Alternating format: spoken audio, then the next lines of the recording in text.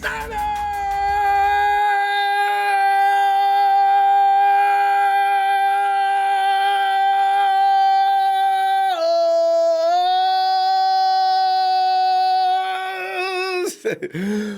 know, we need to start the season soon, fam, but we may not have any players. I mean, it's getting stupid. Today's headline reads, and fam, how are you? You doing okay today? I'm gonna be okay. Be all right. We just got another couple of weeks to hold out. At least we'll have 4 or 5 players to go into opening day with. 49ers put Tavon Austin on injured reserve. Mohammed Sanu may be pursued. Tavon Austin hadn't officially made the 49ers 2020 roster yet, but the odds may have not been far from favorable for the speed man to get on this team. He may have made that happen. TA's replacement on the IR further reduces the wide receiver room of 2020 candidates going into week 1 and just a couple of days before the cuts. Meanwhile, John Lynch is already talking about contacting Mohammed Sanu. Lynch also says he isn't shaken by the latest casualties to his wide receiver group. You gotta love it, right? Here, additional news, though. Here's the thing. This just jumped off the monitor, right? Injury-plagued career of Jason Verrett continues as he suffered another setback. Verrett had a hamstring injury yesterday, and the 49ers are awaiting word on how serious it is, according to John Lynch, who made that publicly known today. Jason, come on. You know, fam, it's just not in the cards. Honestly, because he was coming along. Good things were being said about him. Looked like he was about to challenge Mosley for that starting position. You know, I'm a Mosley fan just like you are. I'm not saying I wanted him to especially, but if the best man wins, that's the way it works, right? But he's coming back. Boom! Hamstring! Oh! How serious is it? 3 to 6 weeks. Oh! You know it's coming. At least, though, we don't have to be overwhelmed with the feeling of, what are we going to do now? We've got nobody to cover. You got Mosley. You got Spoon.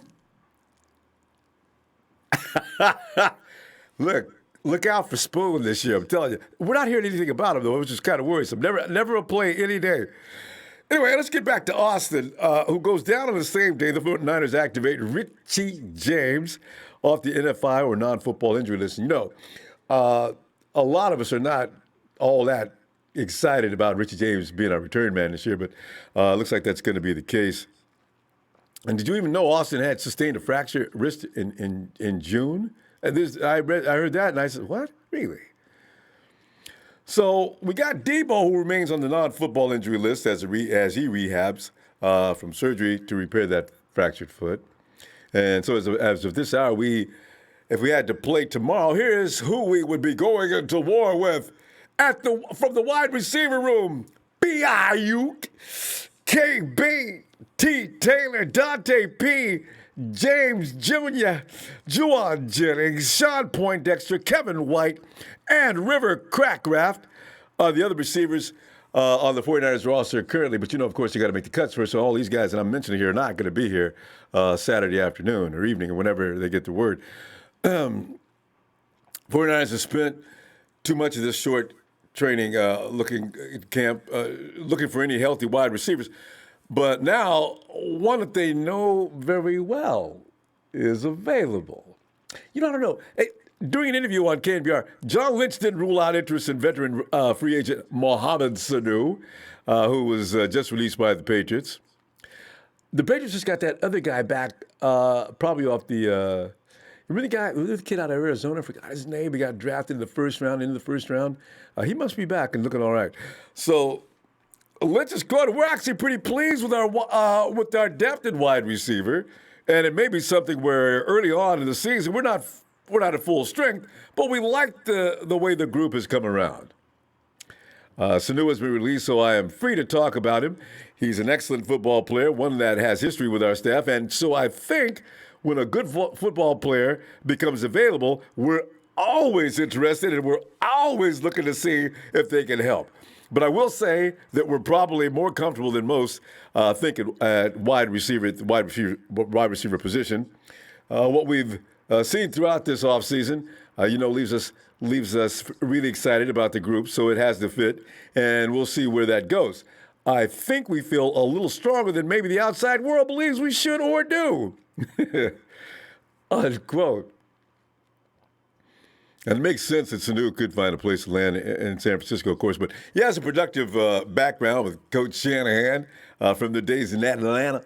And there was probably some level of interest last year at the trade deadline when the Patriots gave up a second rounder for Sanu, and the 49ers traded a third and a fourth for Emmanuel Sanders and a fifth.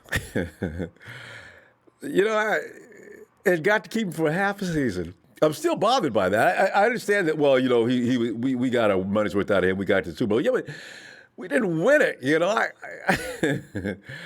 If we'd got there and made it and won it, okay, gave up all them draft picks. 49ers are still not holding out hope Debo and Ayuk could be ready for the opener against the Cardinals. I'm pretty sure Ayuk will be, actually. I'm thinking he's probably okay. Debo already told you, man, he's coming back week one regardless of whether he's okay or not. He's coming back. And he's looking good. So, but fam, here's the thing. When our fearless leader, John Lynch, says, I think we feel a little stronger than maybe the outside world believes we should or do. Fam, are you feeling strong about this situation? If either Ayuk, preferably Debo, show up, because Debo knows exactly what he's doing and how to take a team apart. And Ayuk is yet to get out there and show his skills against opposition. I would like to see Debo ready by 2 weeks from now, for sure, and hopefully Ayuk is. Because Taylor, as long as I got Taylor and KB out there, and you got another wide receiver in Jerick McKinnon, I'm not all that worried. You got Kittle and, oh my God, we got receivers for days. And this is why I think John Lynch is not worried. Because when you got what we got now, and from what I'm hearing about Warner, man, Warner may be a bad dude. We'll see. But we got plenty of guys who can catch the ball. It would be nice, though, what would it be like if we had a receiver for all occasions, which is what we'll have if you got both Ayuk and Debo out there, along with KB, Trent Taylor, and you got Jerick McKinnon who does everything. He running back and wide receiver, and then you got the dual tight ends. I'll say it again. Ain't no defense in the NFL that can stop Kyle Shanahan with that many weapons. None. Nada. Zip. Hey. Guerrero! What's up, fam? It's dang it, all these injuries around. But I guess we got to go with Pettis and his kitty. And then we got Pettis. I'm telling you, man, look out for Dante P. He's a man that's coming in with a chip on his shoulder after being beat up for how long? How many months? Since last year, early midway through the season, Dante Pettis went in the doghouse, and then instead of us saying nice things to him in his Twitter page, we were saying nasty things. And on the side of Kyle Shanahan, who may have, by the way, been in the wrong. I'm telling you, I think I am going to put him on the Ronbo team. Kurt the Chameleon, what's up, Kurt? Good to see you again, fam. I can't see you there all the time, man. He says, thanks so much for what you do. God bless and go Niners. Thanks, Kurt. Appreciate your attendance, too, fam. Panchito Villa. Hey, buddy, do you think Kinlaw will be on the field for the first defensive snap? Wow. Good question, right? I'm gonna ask everybody about that tonight. Is Kinlaw gonna start from day one? I wonder. If right now, if I had to put money, if I was going, if Vegas had a line open, and I was going to put a Benjamin on it, Panchito, I'd probably say no. Okay, you know what? I need another week. I need to hear something, because the 49ers might have every intention of starting him. Otherwise, I got a feeling it's either DJ Jones, which I'll feel really comfortable with, or Solomon T. Could Solomon T beat? Man, it's a tough one. Good question. Jose Escobar, hey, more injuries. Damn, this is like the 2018 season all over again. It does kind of scare you because if we're having these many injuries, but something that has to do with being not being out there for some of the preliminary activity. Roy Boy, what's up? He says, what's up? Hey, shout out from Battle Creek, Michigan. Hey, what's up, Roy Boy? Niners all the way, baby. And DJ Malone. I'm predicting it right now. We're playing the Bucs in the NFC title game, and we will win it with a play similar to Young to T.O., the catch two. Shout out from BC, Question 6. Oh, DJ, man, you paint a romantic picture there, man. I love it. Guerrero says, hey, any deals meal? Ronbo, I'm getting worried about our Niners. Dios mío. I got to tell you, Guerrero, man, calmate, vato. You know what I got to tell you right now, man? See, if John Lynch is not concerned, of course, John, I've never seen him that. We got so many weapons. We can afford for one guy or two guys not to be, I mean, I don't want it to go on and on, but I think we got nothing to worry about. Yo, Dion! Ronbo, what's going on, brother?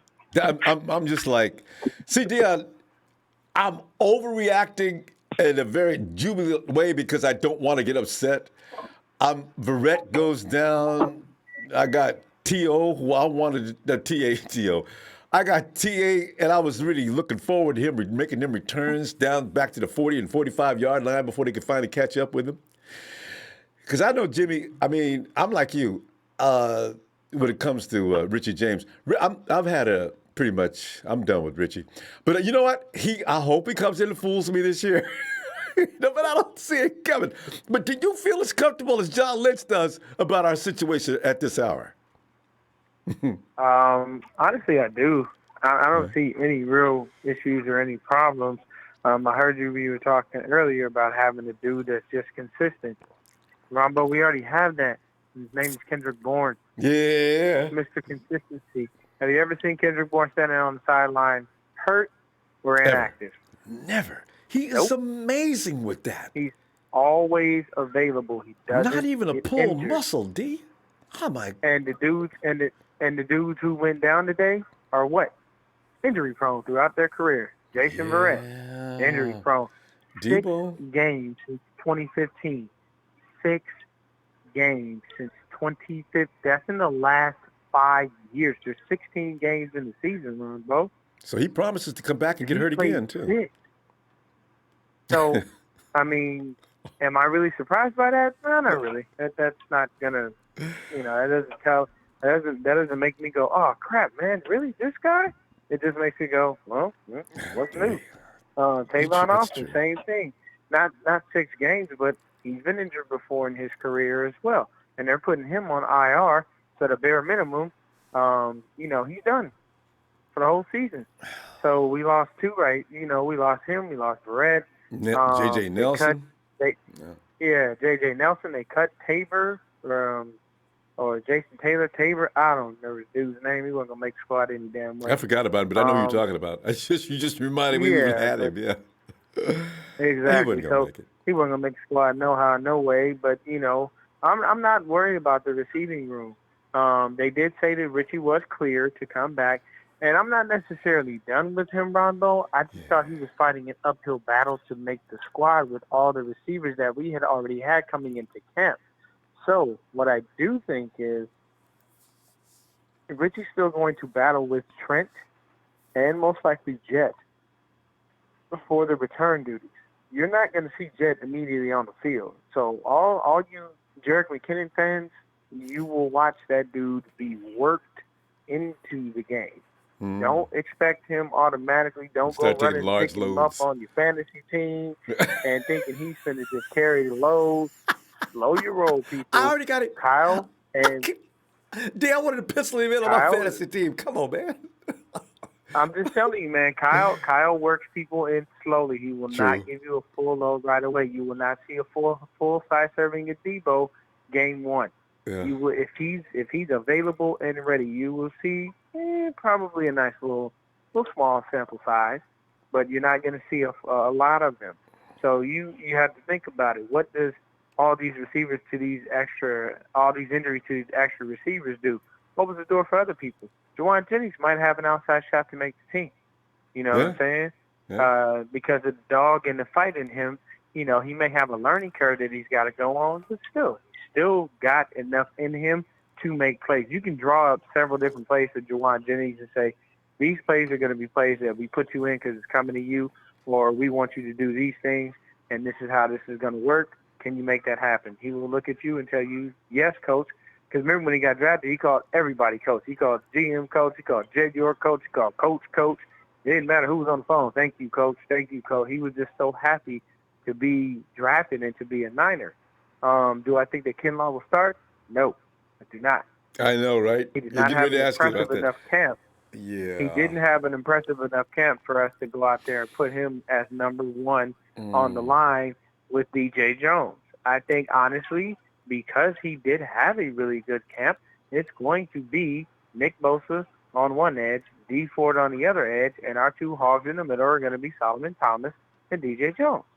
Solomon has had a good camp.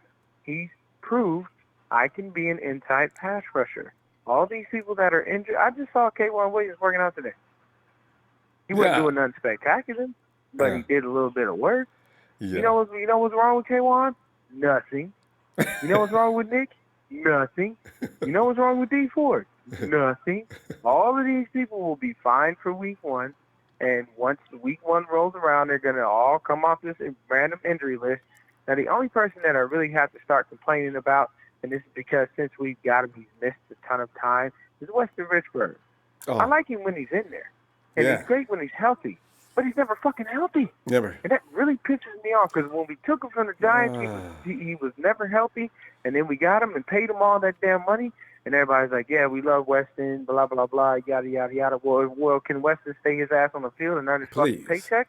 Because for him to open the season on the goddamn PUP list, that means we have to wait at least till week 6 before we can even put him in the damn game. Until week 6. So that tells me that man don't know how to stay healthy. You got to get with him and start changing up whatever he's doing, fix however he handles his body, because we need him. I love him when he's in the game. Don't get me wrong, people. I'm not saying nothing, that I don't care for. I'm just saying I like people who are available. He's the best we got at center if he's out there. Yeah. My God, it's tough for him to stay on the field. So. Yeah, man. So, I mean, and then on the defensive side of the ball, losing Verrett does what? Opens the door for other defensive backs.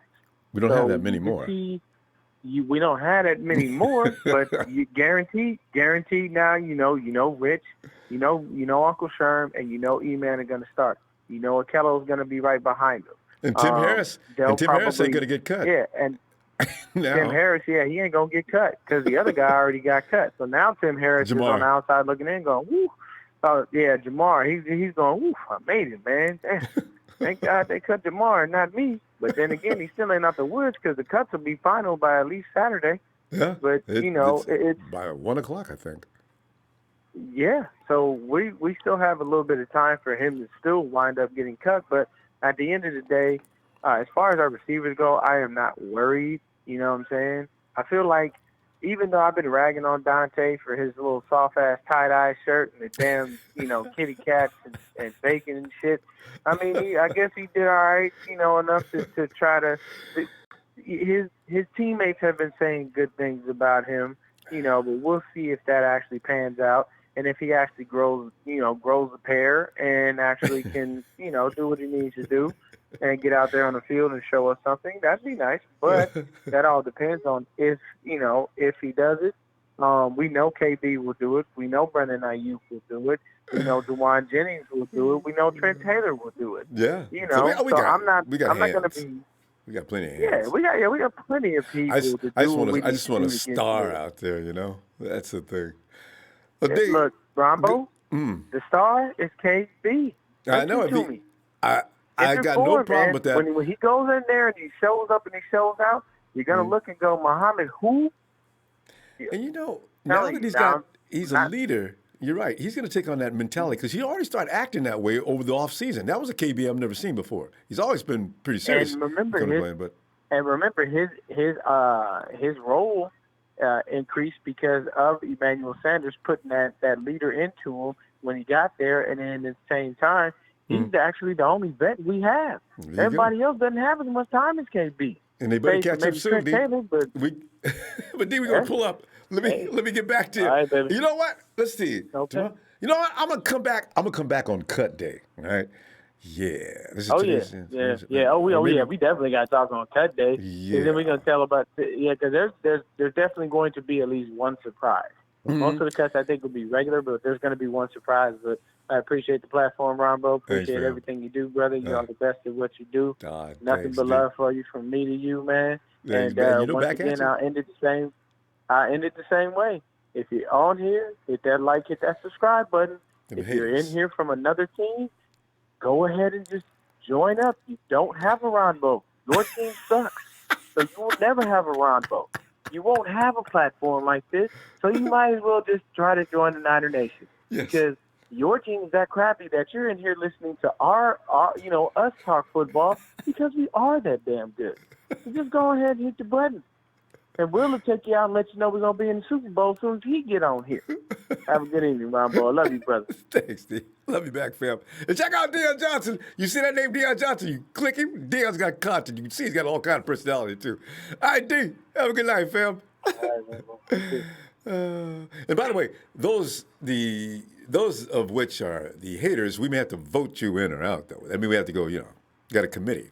Hey, the 120376. Thanks, fam. It says, hey, I keep telling you guys, for years that ugly stadium, Levi, is cursed. The candlestick curse continues. Well, they said once, 123.376, they said once the 49ers make the playoffs, because, we just made it last year, right? Or, well, yeah, that was no Kaepernick and the guys. Well, we weren't at Levi's yet. Once we make it to the playoffs, the stadium would be anointed, and the ghost of Candlestick will have noticed us and zoomed in and taken over. Because we was kicking butt last year. I think maybe Levi's can't be held completely responsible. We'll be okay. The injuries, though, they are scary. Hey, James out in the Garden State. James, come on in, James. Hey, what's up, Ronbo? How you doing, man? Well, James, I'm doing all right. But, James, I need to ask you, because you are a man who has a connection with the good Lord. Can you do something for Jason Verrett? Yeah, I was listening at you and the other caller there, and wow, the program was sounding real good until I heard that news. So, yeah, But I'll tell you this much: man, they're not gonna throw him to the side, because at the end of the day, I think that gives that young DB Tim Harris, if he can stay healthy. Now he's going to be, we got to get to playing them younger guys too. And I mean, I'm a fan of Verrett. I'll tell you one thing: as long as he keeps trying and battling through the injuries, I can tell you this much: John Lynch ain't going to give up on him, man, because he is talented. I mean, and we know what happened with Jimmy Ward. We drafted him and he stayed healthy. He stayed injured year in and year out. And, it continued. And a lot of us, even me at one time, wanted to see him, let go, because what were we paying him for? And he shows up and shows out on the contract here. So, with that being said, and some of it, some of the injuries, some of them I'm a little curious about, because they, it's going to be a long season. And a lot of these guys they're bringing in, a lot of those receivers that they brought in, I don't think neither one of them every one of those guys got waived or released from a team. J.J. Nelson, Jerron Brown ain't played in a couple of years. I don't think. Tavon Austin, he was injured the last 2 years, basically, with Dallas. So, I mean, it's not like these are no marquee guys that could be big contributors because They're hard, one thing durable I can people. say, Yeah. right. One thing I can give a testament to also now, people are ready to kick Richie James out of the receiver room. But let me tell you something. When it comes to Kyle Shanahan, one thing I can say, he will take three things in a player. I don't care how good another player may be. Number one is availability. Number two is consistency. Now, would you rather have somebody like Dante Pettis back there fielding punts that was ready for an Olympic to go to the Olympics? He was such a good punt returner in college. Well, guess what? When he got to the NFL, maybe he hasn't figured out how to run first and then catch the ball, or catch the ball first and then run, because he can't get it right. James, He can't seem to get it right. You're talking about Richie or Dante? No, I'm talking about as far as Dante Pettis. I mean, I'm comparing him and Richie James. The point I'm trying to make is Richie James is constantly available. Him and Kendrick Bourne. Okay, I understand sometimes he'll fair catch a ball, but a safe player at times is better than people that hey, they may give you 2 or 3, touchdowns or a touchdown a game on a punt return, and then they just go to take off at the 3 and have left the ball at the 1.5 yard line. And they're wondering why the defense is still running, and they feel like something is missing because they done left the ball high. Yeah, so, remember that last year? I think Chip Kelly. We had some punt return men. They wouldn't. Instead of calling for a fair catch, which would have been nice, we got guys catching the ball on the 5 yard line and fumbling. Actually, one did that and never played another game the rest of the season. But Jason, before we go too long, right. I do want to get your feeling on the wide receiver situation, of which John Lynch feels like there's no need to be concerned. But then again, when you think about it, James, is John Lynch right? Is there any need to be worried about the wide receiver room with guys healing up? As he says, we're not going to be fully 100% to start the season. I don't really think so. I mean, Brandon Ayuk tweaked hamstring, as far as we're told. Why not just let him sit out? If he's been impressing in training camp, he's ready to go into that first game. Deebo Samuel's going to be back. May not be ready for game 1, but I'll say probably game 3, maybe at the worst. Yeah, there's no need to hurry him up. Yeah, true. We got the Cardinals, Giants, and Jets, I believe. So that's really not really some teams that we're not going to take them lightly, but the defense can hold them down to a point that you don't need to be worried, because it is. You're right. Cardinals, Jets, Giants. It's a nice way to start. Yeah, and as far as I'm not switching gears here, but as far as it goes with Kentavious Street, Tavon Kinlaw, why not let him start game 1? I think he's going to be playing against the offensive line with the Arizona Cardinals. The offensive line is really in shambles. Oh, that's right, huh? He can just James, you bring up something very. Yes, you bring up something very interesting. These are introduction games. He's just beelining right to the quarterback in the backfield. And James, the Jets, if you can take it. The Jets don't have an offensive line worth a damn either. Start Javon. Yeah, they got that. Yeah, but they got that big 4-axle record truck on wheels. They got what's his name? He starts Mackay. I know what you're talking about. When you that would be. You would think he's 2 people. He's a big one. You know what? That'd be the matchup of the day. Dude. Yeah. Yeah. Well, like I say, those are premium games that that's the only way. Right now, you talking one-on-ones in training camp, and people are excelling against one-on-ones in training camp, man. True. It's really? It's not something you should just. This is not. Yeah. This ain't live action football, And I mean, at the end of the day, that's the way I see him learning. And back to what you were saying about the receiver room, we know the top 3 people that we can count on. My top 4 actually would be KD, Debo, Trent Taylor, Richie James, and Brandon Ayuk, and possibly Jawan Jennings, because with J.J. Nelson and Tavon Austin, being injured or whatever or back on IR, those guys weren't expected, I don't think, to start anyway. They were basically like just, camp bodies to have in there. They weren't signed to any teams. We didn't give up any draft capital for them.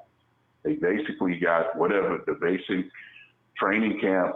If you're not on the team, I think it's like $8,000 a week or something like that. Yeah. So that's for a practice squad player. Now I'm not sure. They don't. I'm not sure if that's the minimum. But James, James, get ready for Saturday, because that's going to be the day of the cut, and all we'll talk about right now will come into fruition. We'll find out about that Saturday. Oh yeah. Right? But I think our players are I think it's a lot more precaution, because then if they do go down, why didn't you do this? Why didn't you do that? And it's the nature of the football game, the football itself.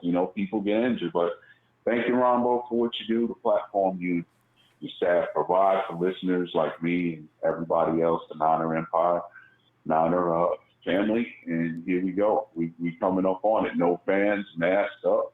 But I want to see football. I want to see football, no matter because if I were a gambler, I believe the team that I represent, that I bleed red and gold until I'm going to be dead and cold one day. Hey, let me tell you something. I believe in them.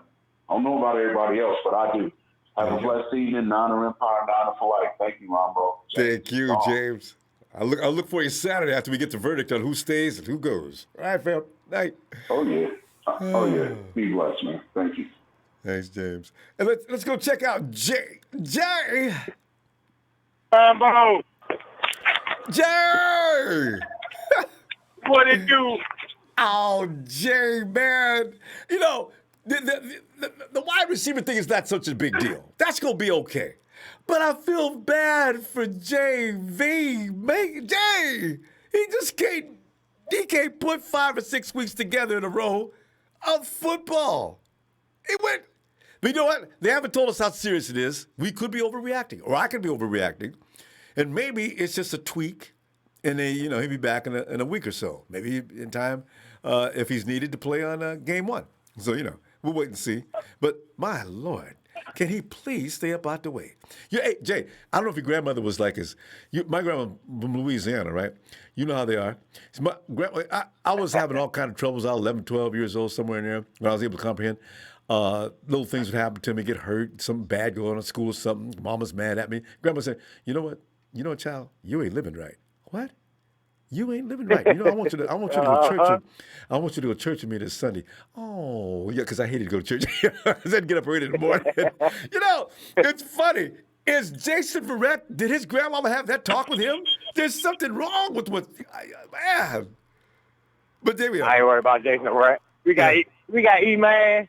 Yeah. We got Jared Maiden, and we got K1 Richard. We got plenty. I just feel bad for him. Man. Oh, poor guy. Yeah, I understand. But the wide receivers, and you probably, and I know, but Jay, you probably, before even John Lynch even said anything, you ain't concerned about the wide receiver room, are you? Nah, I mean, I see what they doing, though. They put Jordy Nelson and Tavon Austin on the IR, and they got unlimited IR. They can bring how many players they want all season off of IR. Oh, that's right. Yeah, didn't cut them, put them on the IR. Didn't waive them, put them on the IR. That's true. Yeah. It's true. So they can come back after 6 weeks, so they can learn the playbook, sit at home, train, learn the playbook, do all that good stuff, you know what I mean? And then, if they need it after week 6, they can come on in. Players right there ready. Because Jay, you know what? It ain't like they got agents or somebody sneaking around to see if guys that you put on the IR are out there working out like ain't nothing wrong with them. Right. And now they don't have to go to waivers. You know what I mean? They on IR, so they on the team. So they ain't got to get cut. They ain't got to go to the waivers or nothing. And they ain't got to count against the 53. Right. And just keep working out, keep working out till you get it. And then in week 6, and learn the playbook. If we need you, come on in. Yeah. And with Kyle go with the people that he trusts and he know. And you know what I mean? Debo gonna start week 1. Brandon, you gonna start week 1. Probably. KB, Frank. And for the suckers, and Ray and Jay, for the suckers that don't know in Arizona, they're not even prepared for Debo, or they're not taking him too serious, or Ayuk. Of course, maybe in Arizona they are preparing for Ayuk because they don't want none of that. So you know, they ain't seen, and that coaching staff ain't seen Trent, so they don't know nothing about Trent. That's right. And we gotta improve. You know, motivated Dante as our 5th receiver, and then you know. Kyle trusts Ricky James and, you know, just in case of emergency. So, them are going to be our 6 receivers. The same receivers we have in the last 3 years that Kyle can trust, that know the offense. And they like the back of their hand. Exactly. Yeah. And Jennings and Kevin White going through the practice squad. You know, Jay, I tell you, you just lit a light in my head. When you said this is a thing where they're going to set it up, they got these guys available in week 6 because we have injuries all the time. They're putting guys in the bank like money. So if anything goes wrong, take them right back out. Yeah, because that's the problem they had last year. That's the problem they had last year. They had to go out and get Emmanuel halfway through the season. See, now they're going to have 2 receivers on IR that's learning the playbook, that's veterans that they trust, that if something happens, they can bring them in. Coaching staff is too brilliant. These guys are smart. That's why I know having real football people in those positions is what you want to do. Kyle Shanahan, John Lynch, one of them's on his way to Hall of Fame at some point. Kyle Shanahan's brilliance is unbelievable sometimes. This makes all sense.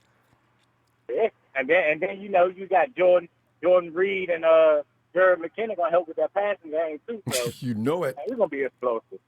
Oh man, and we didn't even say nothing about Kittle yet. So, you know, that's why I said ain't no defense in the NFL that's going to stop the 49ers. And you already heard about PFF has already said the 49ers have the best defense in the NFL as of this hour. Oh, yeah. And Kinlaw going to start 1st and 2nd down. All right, that's, you know what I mean? That's 2 votes for Jay Kinlaw. Oh, yeah. He going to start. Him and DJ going to start in that middle. Armstead going to be in the one side. Both going to be in the other side. 3rd down come. You know what I mean? They're going to bring D4 there. Bosa, and put Eric Armstead and DJ Jones in the middle. Boy. And maybe Solid Collins. And the thing is, don't even try to run. You know, if I got DJ and that big, massive man, Javon Kinlaw in the middle, why you go run? 1st and 2nd down, we're going to be shut down. I guess that's why they say it's the best defense in the league. Oh, yeah. I definitely see what they're doing, though. You know what I mean? Especially with them receivers, putting them on IR. Ain't that wrong with them? I know, right? Was that Deion said K1 was running around K1 Williams running around out there like never was anything wrong with him. These guys, he's giving them some of them vets that don't need no practice. Let them sit down. You know? Oh, yeah, Juice. All of them, you know, and Nick Bosa. Kittle, all of them, they just resting up for week 1. They seeing how hard it is out there right now. But it is a plan. Your main headliners, and you know what? Wasn't it? Fred may not even have a COVID thing. They made it up to Fred. Fred, you go too hard in practice. Set your ass down. We'll bring you back. Oh, come on, Coach. Look, it's Fred. Before you hurt yourself with somebody else. Or hurt somebody else. Because Fred was out there laying licks on the offense. Fred's pumped up for this year. I feel sorry for who we're playing. Ooh, bam. They fight you. You never know. We can't sit Fred down. Fred ain't going to want to go sit down and have no veteran week off. So let's just fake him a positive test. Lied to him. He ain't got no choice. That's the only way to calm him down. I love it. It's got it. I mean, it's true. Oh. That's why, you know, when I look at that defense, which is more vicious than that offense, and that offense even hey, Jay, the offense is going 3/4 speed. I'm talking 14-2 with a potential of 15-1. There is no team that's going to stop that offense. And that defense is nasty. Oh, yeah. Top 5 defense, top 5 offense. MVP for MVP. And he ain't have to work too hard to get it either. When you got the kind of weapons he's got and the options he's got, I got T-Wheel over there protecting my left side. I can run. I mean, I can do anything I want to do. And Kyle's got the All mind the he's receivers got. in the world. Oh, man. I got running backs I can throw to. Ooh, I got Mostert. As I say, Oh, at least 4,500 yards and 40 touchdowns. Now, he might throw 15 interceptions. That's just who Garoppolo is. You know, that's just who he is. He But better I take not. 40 and 15 any day. God. I tell you, it's going to get stupid. Joseph Smiley, you can fantasize all you want to how your Hawks can stop the 49ers. You're the one who's delusional, my man. Jared! Oh, yeah. That's because they try to get DeMontre Moore and sign Josh Gordon while he ain't even reinstated yet. That's the best they can do. Because people are already trying to figure out how to stop the 49ers. You look what the Hawks did, that overcommitment to get Adams. Come on, man. That was a Hail Mary. That ain't going to work. Oh, yeah. I love it. That ain't. Because Jordan Reed going to burn everybody else up on the other side. This is the thing. What you gonna do? Whoa! Looks like Kittle's open. No, Kittle's a decoy. Jordan Reed is running wide open. Jimmy G sees him. G stops. He lights a cigarette. He puffs his smoke, and he throws a touchdown. That's it. That's it. As long as you get the middle of that offensive line together, you know what I mean? Yeah, I know. That's the thing. Hopefully, second half season, Richburg come back ready to go, man. Cause Garland good, but Richburg is a different level from Garland. Yeah, he's a whole other. So, Jay, we're out of time having all this fun. I'll see you Saturday on Cut Day. See what's up. All right. I'll be here. Thank you, Ronbo. Appreciate Thank you, you. Jay. You the best. Thanks, You know fam. what I mean? God bless you. God bless the faithful. Night.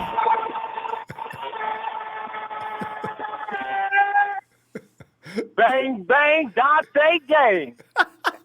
Hey, you got to hit that horn for me, Jay. Oh, Dante P. Yes. Let me hear it. All right.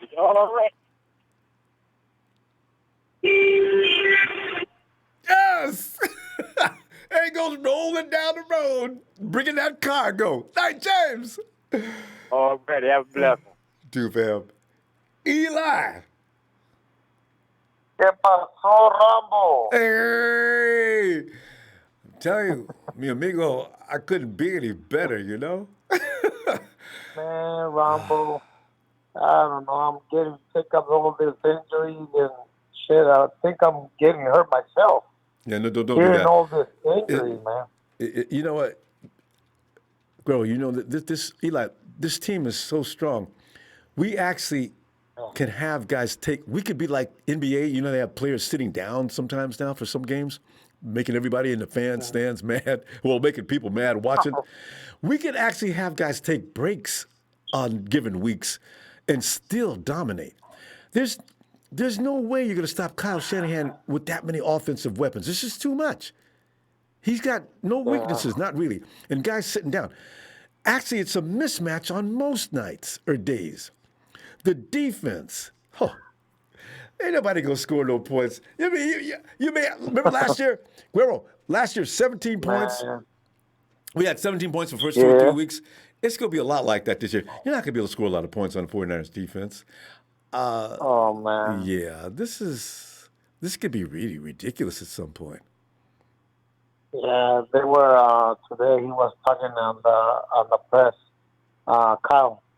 They were asking him about the noise. What do you think about the noise? What do you want me to think about the noise, man? We gotta get something. We gotta get used to it, you know, with no noise. Of course, I'm not gonna be speaking loud to Jimmy G. How to make a play or to do a play. I'm not gonna be screaming at him. Of course, I'm just gonna be easy on Jimmy G. Supposedly, he doesn't need to scream to Jimmy G because I know he's a fun man. So, I don't know about.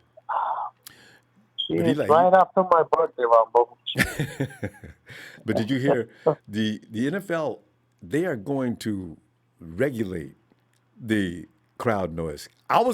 You know what? I got to tell you, I knew that if you leave it to every stadium to bring in the crowd noise they want to do. If I have experience in sound. If they let me go up there and work the control board, boy, the defense. When the other team's on offense, they wouldn't hear a thing. They do be calling signals. I mean, everybody on their line would be reading lips. Right there. Throw that tail to the top. And them speakers can take it too. Wham! Oh, the crowd noise is so loud. Somebody's going upstairs now to check and see if Ronbo's lost his mind. Kyle Shanahan's running off the field holding his ears. The other team's already left the field. Oh, and now he's playing Guns N' Roses. Guns N' Roses still in there. Oh, welcome to the jungle. He goes in every day. Easy now, Ronbo. Come on, man. I'm serious about this. I know. Hey, but it's going to be okay. I think they're going to have people in there to monitor what you do, so they'll be okay. Did you hear about the Seahawks saying that they're going to have fans in there? And they've been talking about that for a month. Yeah, they're going to try to get some people in there. That's the only way you got to have the 12 in there. And watch them all get arrested for doing that. I know, right? All the fans. There's no place for Seahawks. I guess it's, I guess it's not a policy whether you can have fans or not. I guess it's up to the stadiums. Because some have already said they weren't going to. So if the Hawks are going to go ahead and try to get fans in there, I don't know. They'll feel lonely. That's why. That's why they're trying to get some fans in there. You know, because they're still have to do probably social distancing and things like that are still going to be required. So I don't know how they're going to do this. I just hope for the best for every team, because it's gonna be. I don't know. It's gonna be real weird about all this. So hopefully, someone comes up with a nice plan. At least like Kyle says, he as a speaker will be loud enough to block the other team not to hear nothing. That's what the NFL says. They're gonna handle the sound. Dang it! I knew they were going to step in because it could get out of control in some places. Because Eli, Kansas City has been cheating with that for years. They just got busted 2 years ago. Yeah, they did. Yeah. So Ronbo, so there's no tailgating either, huh? Yeah, there's nothing. Especially in the Bay Area. Yeah, that's right. Not even in the park. Maybe not everywhere. I don't know about everywhere. They got no. They would have to have police running around in the parking lot, making sure people don't get close together, congregate, and you're wearing a mask and all that stuff like that in some places. So it's probably going to be a problem. They're just not going to allow it. I think that takes all the fun out of football season. Philip, because Philip, he has a whole party of people every Sunday, or every game, every home game. Oh yeah, there's a guy. Because there's a guy that sent me a text saying that we're gonna have something for the game, and of course the social distance. We're gonna have that. So I said, okay, well, call me in. I'll probably go to the game. It could change. I don't know. It could change though. Maybe first few weeks, because there's still going to be. I think there's still some. Jed York Friends is going to be out there. The guys with the big bucks and got them isolated boxes and stuff. I think they're going to still be out there. But they can't. Those guys aren't going to make any noise. They're just going to be out there. Man, being the home team, sure, it's going to be loud, but the speaker will. Not us. Well, we'll be screaming our lungs out over here in Rialto, California. That's what I say. Well, Ronbo, thank you so much for taking my call, man. I do appreciate it for your platform too, man. I love your shows, man. All those, it's fun listening to you, man. The fans, man. Love them all, man. I just keep listening to you guys. So have a great night. You're coming back until Saturday, right? Yeah. Cut day. Be back. All right.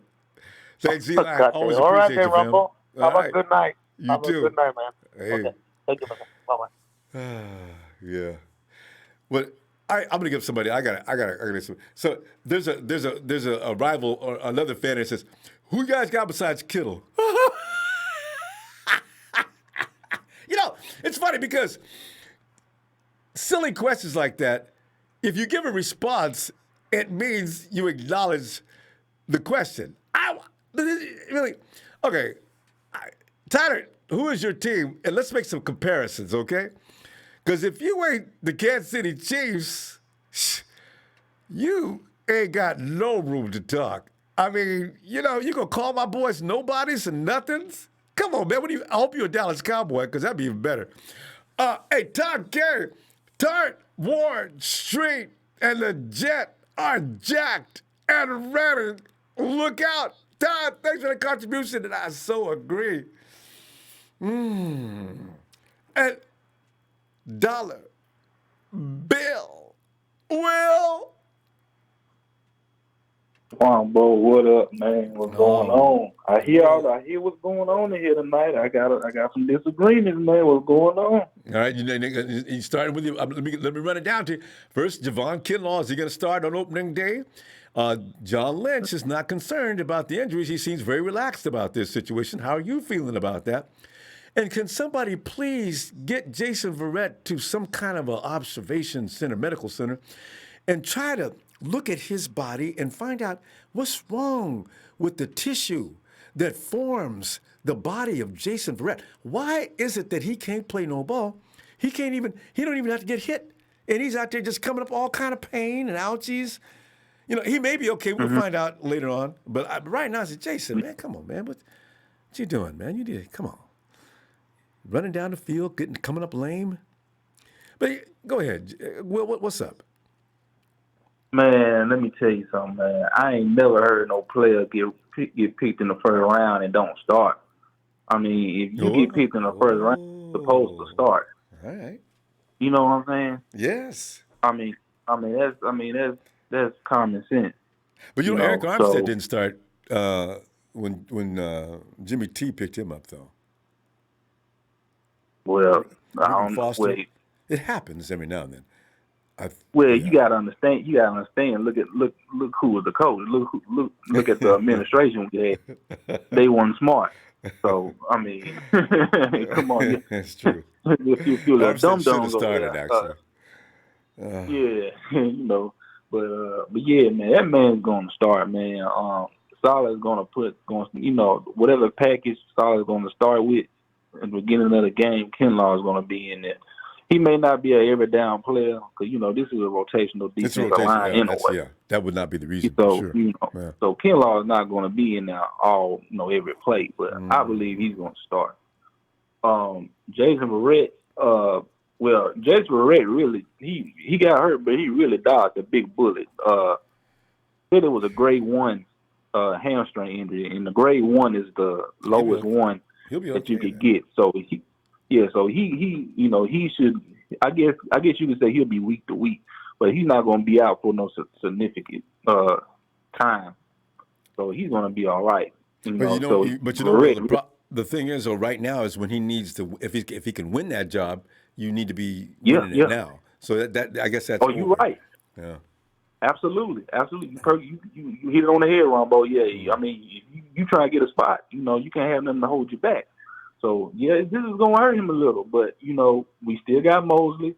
Now, Mosley, we seen Mosley last year. He all way around dog. So he ain't losing nothing there. DAWG with an exclamation point. Like that dude. Yes. Yeah. So we not losing anything at that right cornerback position. The only way we downfall in that right cornerback position, you got Spoon out there. That's the only way that's the only way he's going to So, but yeah, man. That right cornerback position is still solid because even though Red is out, we still got Mosley, and right now it's neck to neck. But this is going to kind of hurt Red a little bit because of the injury. But we'll see how it unfolds. When it get close to week, the first game of the season. Moving on to the receivers, man. We all shouldn't be worried. Kyle brought brought in so many wide receivers, he ain't make no, he don't make no damn sense. Like So he knew what he was I doing. mean, 30, 40 Yeah. wide receivers, and they drop it like flies. And he must have saw that coming. Yeah. That's crazy. yeah, man, I don't know what food they eating out there, man. I don't know what's going on. I don't know. It's somebody that's Santa Clara weather, man, that just have people breaking bones and tearing tissue out there. I mean, I don't know what's going on, man. Well, I'm Kinda worried weird. they I hope ain't that- warming up right myself. That doesn't make no sense. I It hope ain't that cold. field If it ain't- was I hope wintertime, yeah. I hope that field ain't built on top of no burial ground or something. I don't know, It man. is. I hope You not. didn't hear about that? It is. And I Really? believe I forgot. It might have been a joke. Somebody said an Indian burial ground, but I don't know, but it is something underneath that stadium that if you're a spiritual believing person, it's not good. Man, well, I don't know, man. I was really joking about it, but you said it's true. It's true. I'm I not heard that very- years I'm not- ago yeah. when we started having them Yeah, injuries. I'm not a superstitious guy, but I mean, you said if it's true, then I'll take your word for it. You know more about it than I do. So, but yeah, man. And but yeah, man. I got to tell you something too. As a kid, Yeah. we having a grandma from Louisiana. We was always taught about that kind of thing, and I didn't believe it. I got to tell you something though. I'm going to elaborate on it, but I've had some experiences down through my life that I refuse to believe. And I met my boy Ricky, man, we grew up with. Ricky says, "Man, look, if you don't believe in ghosts, they won't bother you." I tried to stop believing in them. It freaks me out. I don't like to see things I can't understand or science I can't apply to. You know what I mean? So yeah, but go ahead. Yeah, man. But yeah, man. Yeah, Kyle. I mean, Kyle is straight with the receiver, man. And plus, we got a receiver that's running the ball in the backfield. Jet, most of who they said it is critiquing on his routes as well, out in the backfield catching passes. So we may see him do a little bit in the passing game too. So we got a lot of firepower for Jimmy G. So a few flyers dropped, but there's nothing to be panicked about. So I'm not worried about that, man. And Kittle and Reed.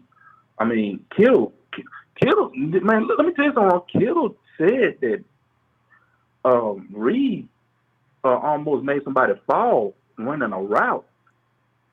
Yeah.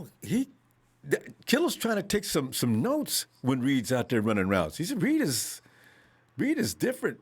I didn't do that. That's why. I mean, he ain't a Pro Bowler for nothing. That I mean, boy. Reed breaking ankles, man. I mean, look, this. I'm gonna tell you something. This 49ers offense is not about to be fair at all. It's about to be unfair to every team that we play. It's just you can just downright say the 49ers ain't playing fair. They just ain't. Cause it's unfair. Hey, Tyler T. And I love you asked me who else we got beside Kittle. You ever heard of Jordan Reed? Some of these guys come in here to trolling. Either they're ignorant or just trying to start some mess. How you got Jordan Reed and George Kittle on the same team? And George's already talking about running 4 tight end sets. He likes having this boy out there, Warner, who they say that dude loves the block. Do you know he played with a broke leg? That is a tough dude. Coming out of college, he played with a broken leg. He said, well, it wasn't like a tibula, it was my fibula, so I was fine. What? Yeah, that's really? See that? No, that's another definition of a dog, man. This is something. I know Warner and Pettis play different positions, but this is something that Pettis need to look at this. I mean, you look at it, man. These dudes out here, man, they getting hurt, bruised, and battered, man. They just don't give a damn out there on that field. This is something that Pettis need to look at. You know what I'm saying? And then, look, man, this is what you around. So either you gonna not be one of these guys, or you gonna be one of these guys, man. And if you're not gonna be one of these guys, we don't need you here. Mm-hmm. So hey, man, you need to drop your nuts. You know what I'm saying? Take off those panties. You know what I'm saying? And chat, help Joseph Smiley. Somebody explain to him who Jordan Reed is. We get some people in here that just really need education on football. But yeah, I agree. Hey, looks like we're out of time. Well, give that fabulous exit that you give. We're going to see you Saturday for the cut list. Absolutely, man. Absolutely, man. Shout out to you, Ronbo, man. Shout out to my TET family, my player partner Dre, Trey, Big Show, Russo, all them guys, man. Shout out to the Ronbo Sports Fan Club, Rico, Jersey Joe, Sheik, Sue, all them guys, man. Hey, man. Super Bowl 55. It will not be Tampa Bay Buccaneers. It will not be no Tom Brady in that thing. No way. It'll be the San Francisco 49ers versus to be announced. If the Rams, if Rudy, fill out Super Bowl, for 3 points. They got Jalen Ramsey for nothing. They got them sorry, ugly-ass jerseys. They got them from a landfill. And they are broke. I ain't Ronbo. Like Will. Oh, bang, bang. When you hear that sound, throw away your watches, Mel. Take the batteries out your clocks, too. It's good, Ronbo. You know what time it is when you hear that bang, bang. What's up with you, my bro? Oh, man. I'm Tavon Austin, I had high hopes for him because no matter what anything else is wrong with him or right with him, I love his return abilities. So he's on the IR. But, Jay brought up something. This could be a part of an elaborate plot, right? We're going to start stashing these guys on the IR so they don't have to waive them or cut them or put them on the 53-man. They don't count against the count, right? You put them on there and you make them available for later. Meanwhile, you go ahead and and contemplate this because I know you got an answer on this. Is Javon Kinlaw going to start on the 13th against the Cardinals? And is there anything we can do or hope for as far as Jason Verrett, can you please go a few weeks?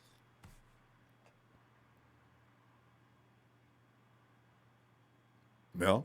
How you doing? No, you sound zooming in and out. Yeah, give me, can you give me come one back? call? You want me to come back? Yeah, come back. All right, be back. Yeah, all right. please. All right, we'll do. Remember the questions. All right. Oh, it's Till, Pill, Phil. Hey, Ronbo. Phil, man, it's another day, a little while before the final cut, and we're looking at Tavon Austin. Oh, I may be overreacting. It may not be such a big a deal. Yeah. Dave, Tavon Austin was not going to see a single play in game one. You already had him out. Well, who's going to? Are you okay with Richie starting? Returning punts and kicks. I think it's going to. Who's going to start? Debo and Bourne. Those are your starting wide receivers. Okay, I got no problem with that. Both those guys are pretty much. And you're going to have this season. You're going to have Ayuk for a certain few plays, and you're going to have Jordan Reed and Kittle on a certain plays where they do a 2 tight end set. And that's going to drive those guys crazy. Watch Kyle go crazy with that and start overdoing it. Jordan Reed is a better pass route runner than both Kelsey and Kittle. Yeah, I know. So somebody tell Joseph Smiley about that. He has no idea. I can't believe it. Go ahead. I mean, you're going to have a certain amount of plays for those guys. And,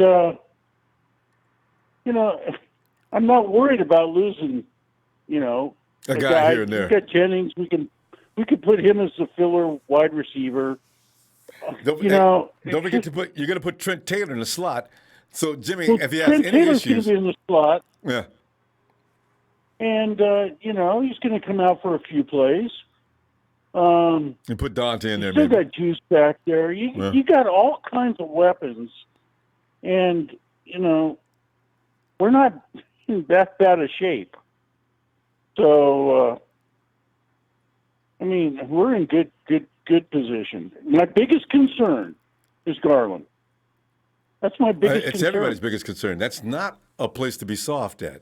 You can survive maybe with a guard or something maybe, but you cannot have your center not ready to roll.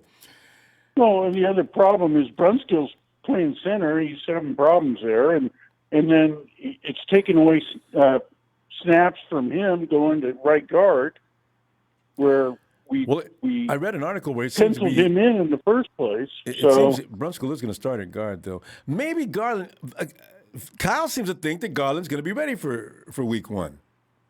Well, if Garland's ready and we can move Brunskill over to guard because Carpenter is terrible. Yeah. So, Right. you know, we're really weak at that position. So that's the one spot I see us having a Vulnerability. weak point in the dam. So I'm not worried about wide receiver. I'm not worried about Verrett. I think Verrett's just tweaked his hamstring, just like a lot of guys do in preseason. And How many Jonathan hamstring mentioned it injuries do yesterday. we have? Yeah. How long does it take, though, Phil? I mean, if he did it yesterday, they did an MRI him today, early in the day. What? It's just we don't know the extent of the damage. But somebody just said it's a level 1 strain, so that means no big deal. That's right. So it just takes, a few days, rest, and he'll be back. So I'm not worried about it. And he's going to be a backup corner anyway. I know, right? You get excited, though, Phil. When you think about it, this guy's got, his pedigree says it all. If he gets to the level he once was, then you've got yourself 2 Pro Bowlers at the corner position. That's got a relaxing feeling. Well, I have every bit of confidence in Emmanuel Mosley and I do too, but K1. Those guys, they're good. Let's not. And then Witherspoon as a backup. I mean, we're in good shape. Well, I'm not worried. I like Game one, overkill. game two, I like to be able to game three. completely dominate a team. I know you do. Just embarrass them. I want every game to be like the Panthers game or the Browns game last year. Yeah, I know. But or Green Bay. Arizona always plays us tough. I'm worried about it. I'm worried about Arizona. I am always too. worried about Arizona. I'm telling you. I'm more worried about Arizona than I am the Seahawks. Oh, same here. The Hawks is going to run out this year. Arizona plays us It's such crap. Yeah. And I'm not worried about Ford or Bosa. They're going to be ready. They're just holding them out. Mm. And so, everybody's going to play. I mean, Arizona, they're saying, Drake's going to be ready, but he was in a walking boot yesterday. So he hasn't even played. And what's his name? The wide receiver that they got, brain fart, but D-Hop? Yeah, he hasn't played it down in practice. Okay, well, see, they're probably doing the same things we're doing. Some of these guys are going to stay in bubble wrap, and everybody else works out. Yeah, but if he had, you expect a little bit of practice with because it's a new team, right? Their quarterback, so you can get timing down. I mean, it's different for Debo and Jimmy because they've had a whole season together. So, if you're not practicing with Hopkins, then yeah, you're missing a boat. With a new quarterback. Phil, what year did he get drafted in? Do you remember when D-Hop entered the league? How many years has he been playing? I think it was 4 years ago. 5 years ago. 5 years. Was he been around for 5 years? Okay, so he's still fine. No, he's young. He's relatively young, but he hasn't practiced with his quarterback. So how's that going to work out? Not good. You got to have timing between your wide receiver and your quarterback. Mm-hmm. And it takes reps. The only way to get there Debo, is a certain amount of reps. Debo with Jimmy G, they've had a whole season together, so they know their timing. Oh yeah. And I'm not worried. And Kendrick is coming on. I think he's going to have a big year this year. I can almost guarantee it. And you don't have to ask the question. He's going to stay healthy. Kendrick's always going to stay healthy. The guy's like, I don't know what he is, but he can't be hurt. But he's a route runner. He's learning his skills. He came into camp really in good shape, according to the reports. Yeah, I'm not worried at wide receiver. I think we've got 3 or 4 guys that are going to be right there stepping up. And you got McKinnon. And as far as Richie James, he can run back kicks. Fine. I know. I just don't.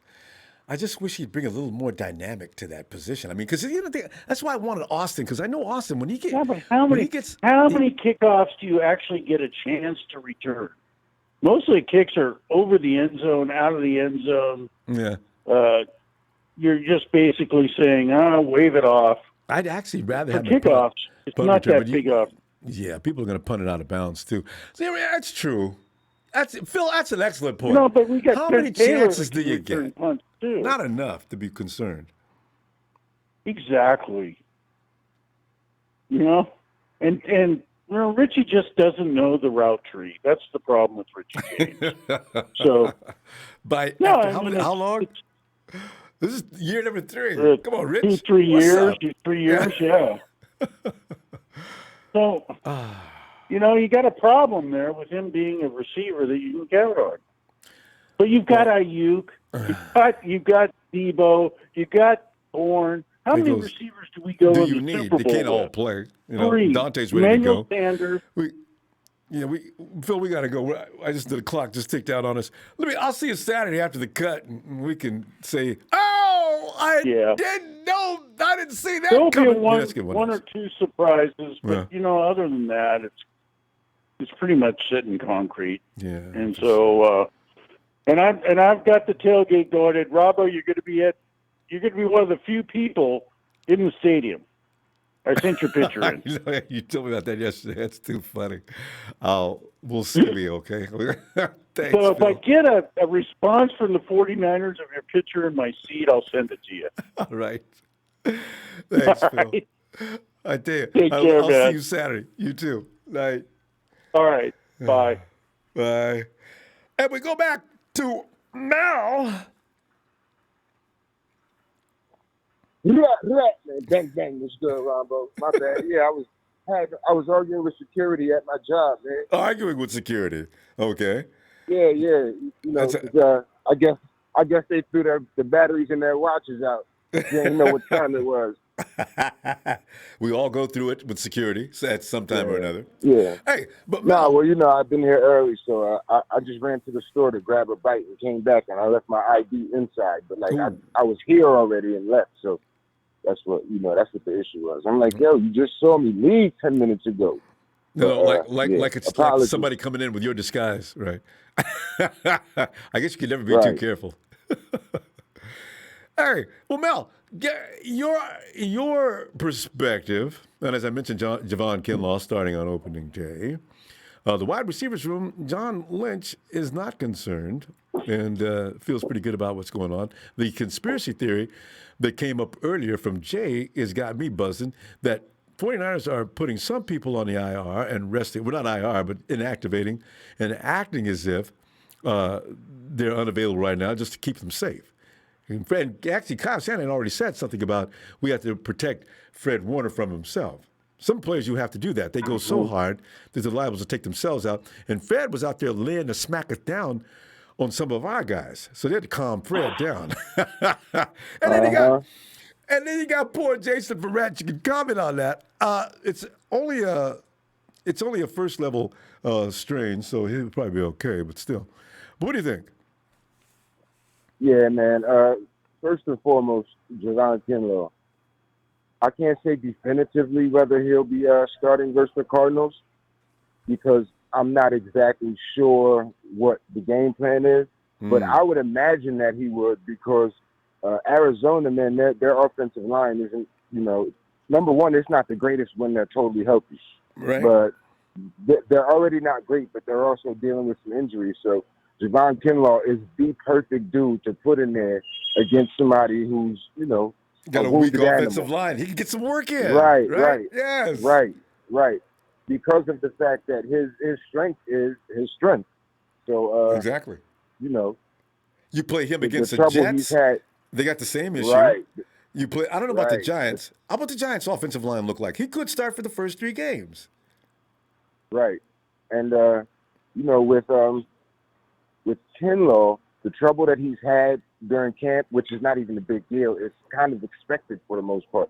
But the trouble he's had is the transition from being able to just use his raw power and athleticism to having to now implement technique and everything because he's facing veterans. He's facing vets. And, man, veterans are wily, especially on the offensive and defensive front lines because, you have to figure every week these guys are facing people that are either bigger or stronger or have some type of advantage over them. So it's a chess match where you have to try to kind of, find your niche, find your groove. So if somebody's stronger than you are, there's a particular technique that you can use to neutralize it. If somebody's faster than you are, there's a particular technique that you use to neutralize it. So Tavon Kinlaw hasn't had to worry about that, because he's always just been bigger, faster, and stronger than anybody. But coming to the NFL, everybody was All-American. Everybody was, All-World. Everybody was in the Heisman race.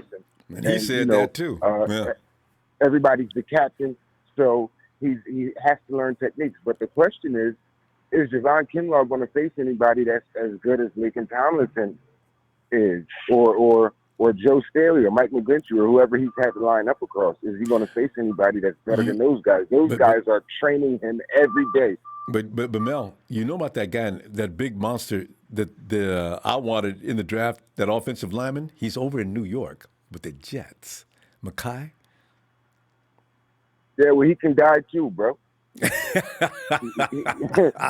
He can die too. If it bleeds, you can kill it. You can kill it. What movie was that? What was that movie? I'll never forget that line. But yeah, I want to see Javon and him crash. That's entertainment right there in itself. Power against power. So again, it might be one of those situations like with Fred Dean. Like I was saying, Fred Dean in the early '80s, man. When he came over to the Niners, he came in the middle of the week, didn't know a game plan or anything. And we were about to play the Cowboys, 1981 season. And the Cowboys were America's team at the time, and we were still coming out of the dumpster. And it was just like, Fred, go get him. Fred, sick him, and that's all he had to do. So I imagine Tavon Kinlaw is going to be like that. Same kind of thing. And doesn't Fred still, to this day, own the most sacks of any 49er ever? Does he? I think so. Because when I read that stat, I was like, whoa, Fred Dean. Nobody's ever going to surpass that. His number is ridiculous. Check it out when you get a chance. Yeah, Bryant Young, that's my guy, too. And congrats to B.Y., man. He was just inducted into the 49ers Hall of Fame, so shout out to Bryant Young for that. Right. Dana Stubblefield put up numbers, but I don't think he was here long enough. Wait, Fred Dean has more sacks than Charles Haley? Yeah. And for what I remember, in San Francisco? Dean, Dean is the man. And Haley probably would have been. Haley would have competed if he would have stayed with the Niners more than likely. But he left. They sent right? him over to Dallas. Yeah. And as far as our wide receiving core, man, if John Lynch says that he's not worried or panicking, I'm not going to worry or panic. These guys, first of all, they know the game better than I do. They know more about the game than I do, and they see these guys every single day. So, we have to learn at some point to trust these guys, man. Yeah. They have not steered us wrong. Had they been 100% flawless? Nope. But if you look at the overall product, man, these guys have steered us wrong, bro.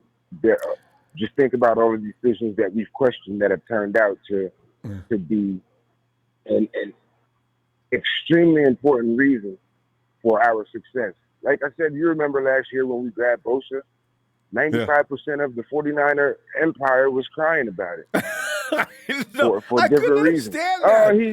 He didn't even play his senior year. He didn't finish his senior year. Yeah, he's going to get hurt. He's injury prone. And then he gets nicked up during camp. And I told you so. He's not going to. And then the dude did what he did. Played with a shaky ankle and still did a number.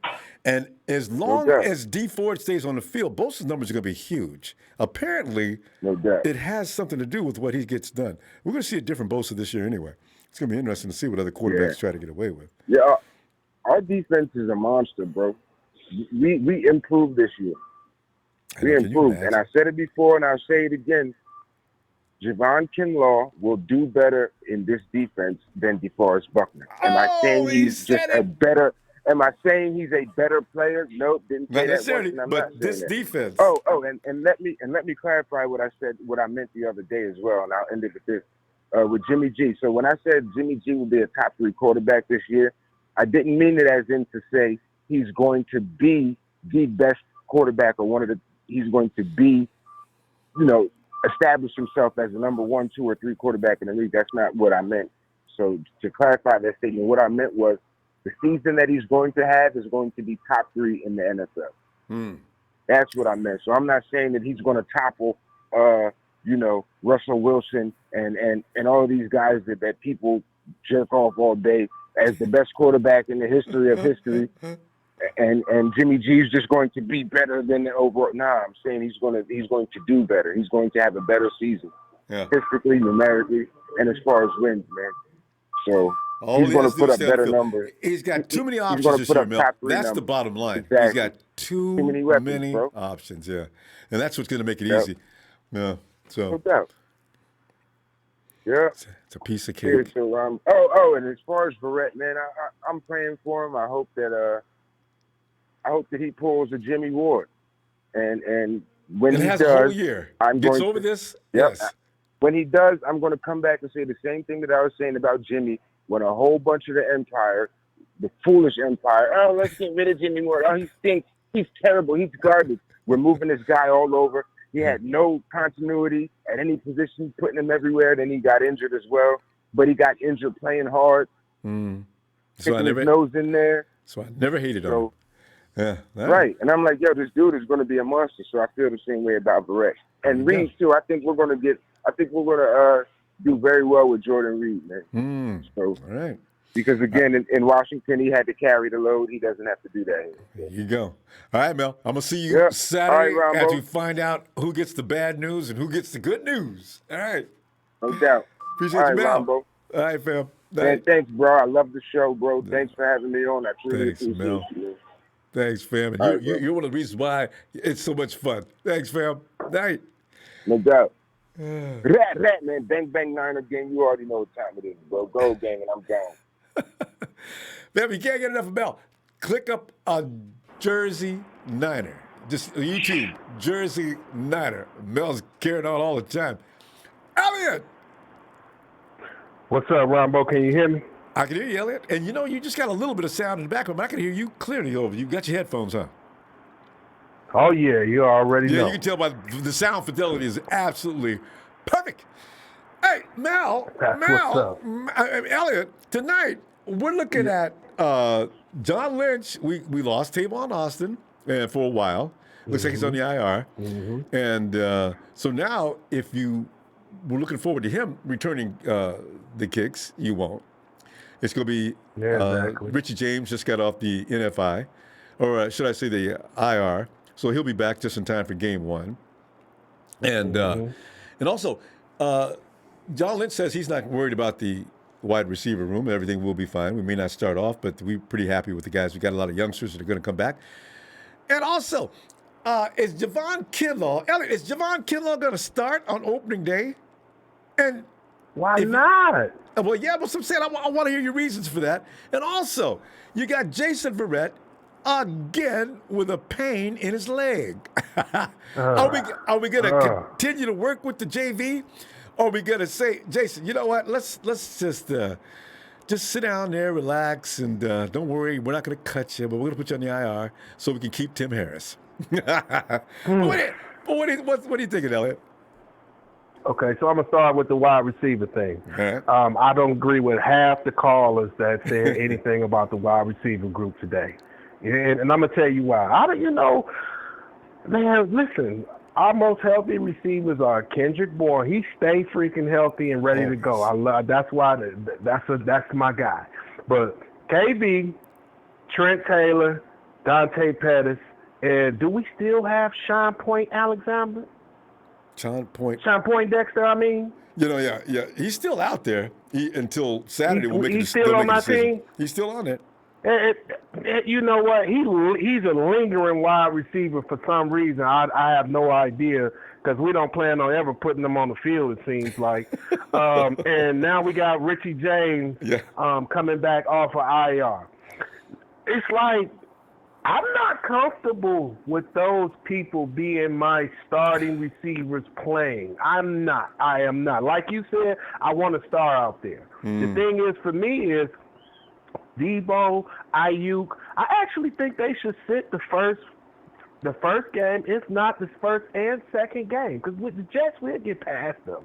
There ain't nobody to really worry about. We can come back from a loss if we were to lose to Arizona our first game. We'll be all right. That's one loss, start of the season, we smooth. And even if we lose, we're not gonna get blown out or nothing like that. You know what I mean? No, ain't nobody gonna blow out the 49ers. It'll be a tight game where they just manage to squeak it out. So we'll be all right with that mentally. But I want my guys to be healthy enough that we're not gonna have to worry about them coming back too early and tweaking nothing.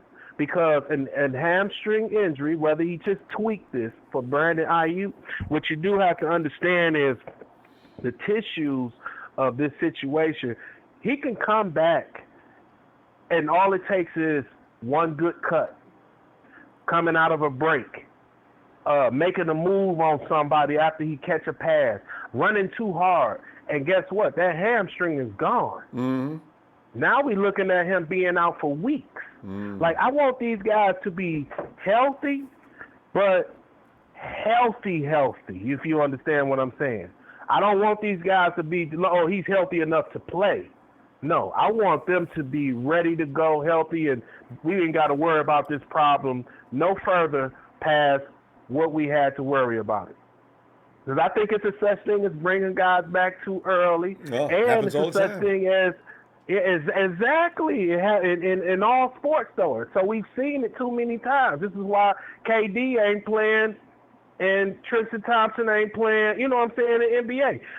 Coming back too early from being injured. Sometimes you got to let a person not only heal after they heal, but give it time to strengthen. You can't just let the muscle heal. You got to give it time to strengthen as well so that you don't have no problems with it. So I do have a problem. I don't know what the hell is going on in San Francisco that the injury bug just be tearing us up. But you know, that's the thing. We only hear about what's going on. There's other teams. When you look at, like, Derwin James is gone for the season, and I feel bad for him. Yeah. You know, there's a lot of teams that are suffering. You know what, though? I just realized something. I've been not asking people that. How would, if Mohammed Sanu is a 49er tomorrow morning, how you feel about that? I'm cool with it because he's a veteran. Yeah. So he'll make some catches. You know, he'll make some catches. I'm cool with veterans who can play, who can ball. You ain't got to be a marquee player for us.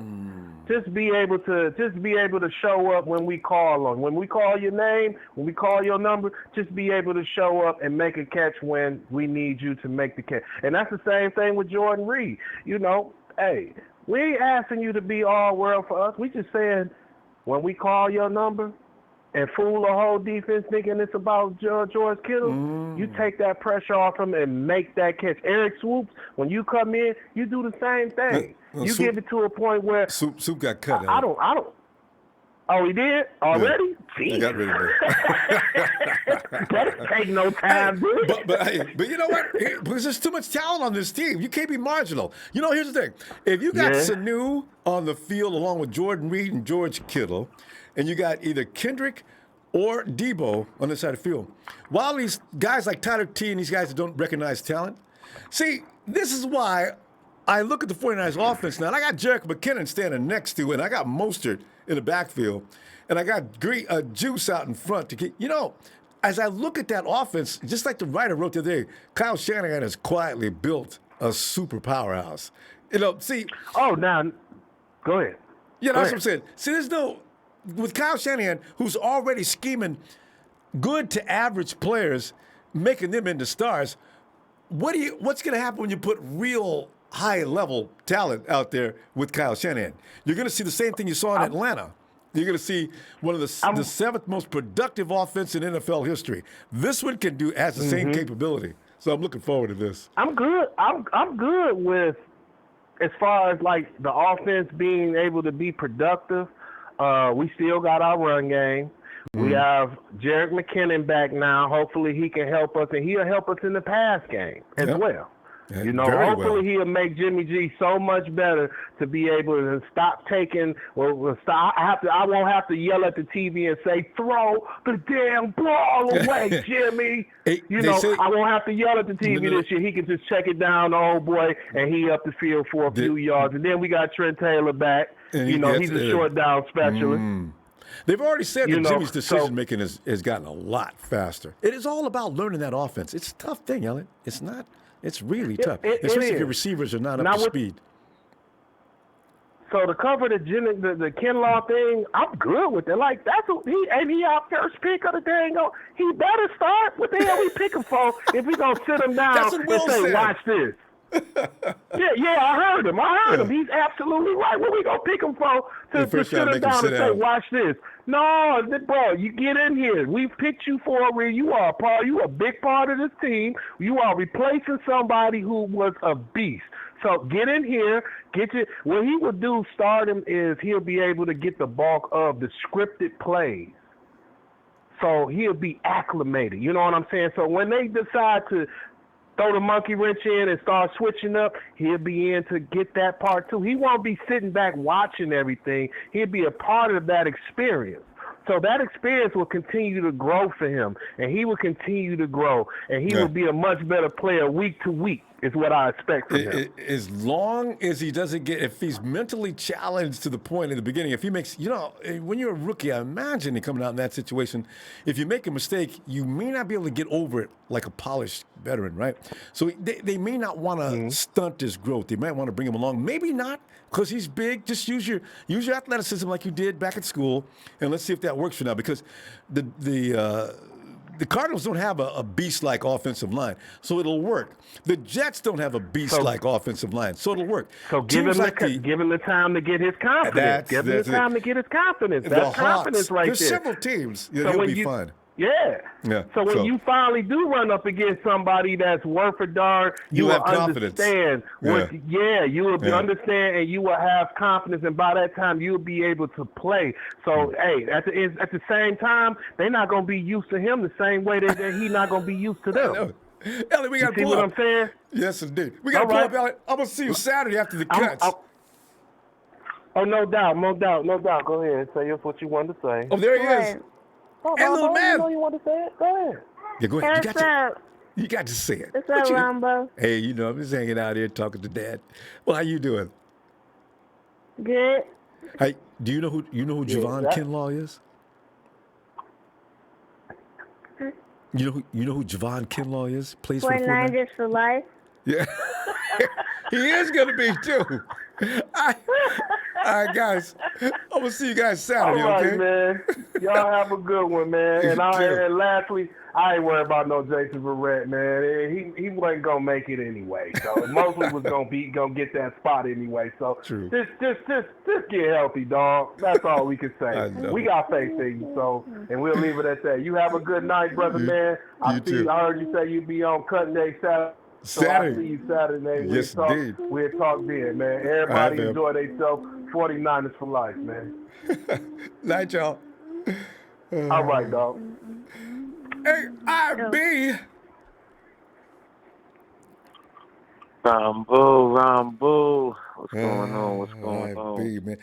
It's like as soon as I open up, as soon as the first notification comes in, the 49ers, I've gotten to the point now, I'm expecting to see something I don't want to see, right? So I see Tavon Austin. I've been rooting for Tavon Austin because, quite frankly, Richie James, I don't hate him, but I think Tavon is a better return guy, right? So, click. Right. Oh, no. Tavon Austin, man, he's on the IR for what? So, Austin's out. So my dream of being at the 35-yard minimum every game, or every time we return the ball, 35 to 45-yard line, is over. Because Richie ain't going to do it. He ain't going to do it. Richie he can't do it. Richie said, fair catch. Richie, the pursuit is 30 yards downfield. I ain't taking no chances. All right. So, that's over. And so I'm bothered by that. And John Lynch, meanwhile, is not concerned about the wide receiver room. So I'm going to think, okay, chill. And then Mohamed Sanu is potentially on his way to San Francisco. I'm not sure if that's a good idea or not. I wasn't hot on Sanu last year. I was more delighted when we got Emmanuel Sanders, and rightfully so. He did a good job. And is Javon Kinlaw going to start this year? And is there anything that can be done for Jason Verrett? Should we all get together and pray? Listen, Jason. What? Man. Where should we start at, Ronbo? Where should Anyway, we start at? I'm gonna start with Jason Verrett. I'm gonna get this out the way. I believe I don't think it's that serious. I maybe. think Hope really not. what it was is nervous tissue. The same thing I said a couple of days ago about when you get hit, your body swells up, it retains water. You know, your nerves can do the same thing to you. You know, if you're not stretching properly, if you're not exerting yourself properly, you can formulate water in your tissue anyways. Still, so I think it's nervous tissue. You know, the last Fatigue caller could said he possibly wasn't too. going. Well, that too. I mean, you're looking at, these guys are not going through OTAs. They're not going through preseason games, you know what I'm saying? So they're not going through weeks of the regular regiment that they're used to for since they became NFL pros. So it's a change for every athlete this year. Every sport that you're playing, I'm sure all of them have to deal with nutrition a lot more serious. I'm sure you're going to see this throughout the league. As far as hamstrings, cramping, and just Yeah, you got the just hot weather guys going not on, especially in California. It's being winded. ridiculously hot. But well, I heard, I kind of overheard somebody saying that because of the wildfires, the smoke Yeah, could have mhm. hike the temperature probably. Well, it gets in your lungs. And So, then and once there's it gets yeah. in your lungs, it gets in your bloodstream and so on and so forth. So, Mm. but as far as Kinlaw, man, I believe so because first of all, if you put him in the lineup, he's going to create chaos, Yeah, violence, regardless if how nothing he else. performs. Yeah. Exactly. Just his physical presence creates a problem because we got enough guys, veteran guys around him that know our system that can maneuver around him and use his size and strength as well. So, I think that's a plus. As far as who we talking about, Tavon, I'm hurt by that, man, because I totally agree with you. It's not that I dislike it's Richie. not that I dislike Richie James, and I cannot totally agree with what Phil said as far as him not knowing the route tree. I just believe he doesn't technically fit into our system like that. He's another guy kind of like Pettis.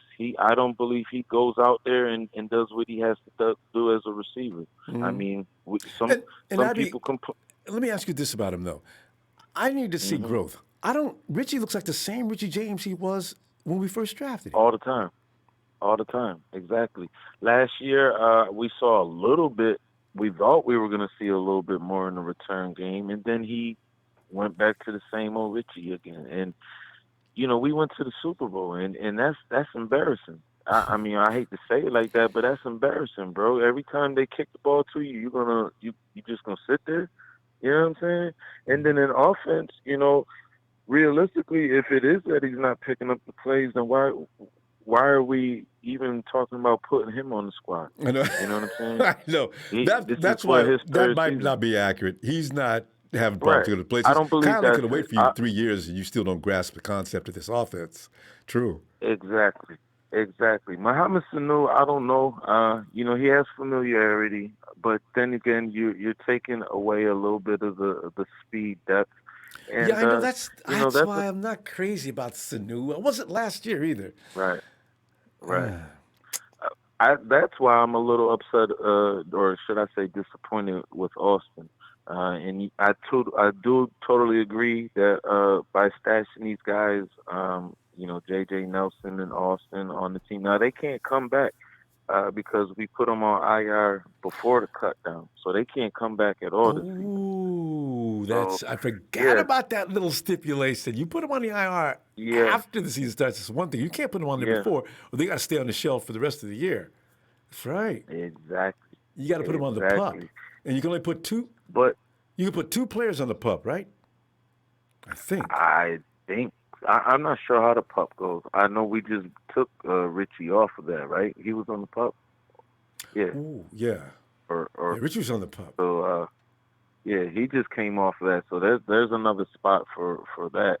And I'm not sure, man. I'm not sure. But anyway. You know, I'm excited. I'm excited to see what it's going to look like. You know, but I'm not worried neither. I'm more intrigued by what the possibilities of Jet McKinnon, because realistically, if Pettis does come along, I know callers hate to hear that name, but the kid brings so much potential, and if the kid is on his A game, he changes everything. You don't see Richie James back there. Just catch the ball and run a little bit. We'd be happy with that, and the team will build his confidence. So it's a psyche thing. As far as I don't think it's a mental thing for Richie James. I just think that's how he has gotten comfortable in the return system, and they pretty much said, "Hey, look, we don't want no turnovers," and he didn't drop anything. So you got to commend him. That's true. For that. Well, he had one, but he recovered it. It got away from him, but he still got it. So I ain't gonna hold that against him. Mm-hmm. Yeah.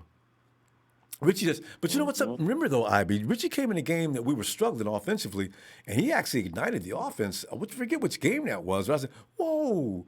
And he gets open a lot. I noticed that. Is that the Redskins game? That's that's a big one. I think he had like 3 receptions in that game or so. Him and Bourne stepped up big in that game. I know he had a couple targets for sure. But see, when you watch that game, it's not. It's like Richie.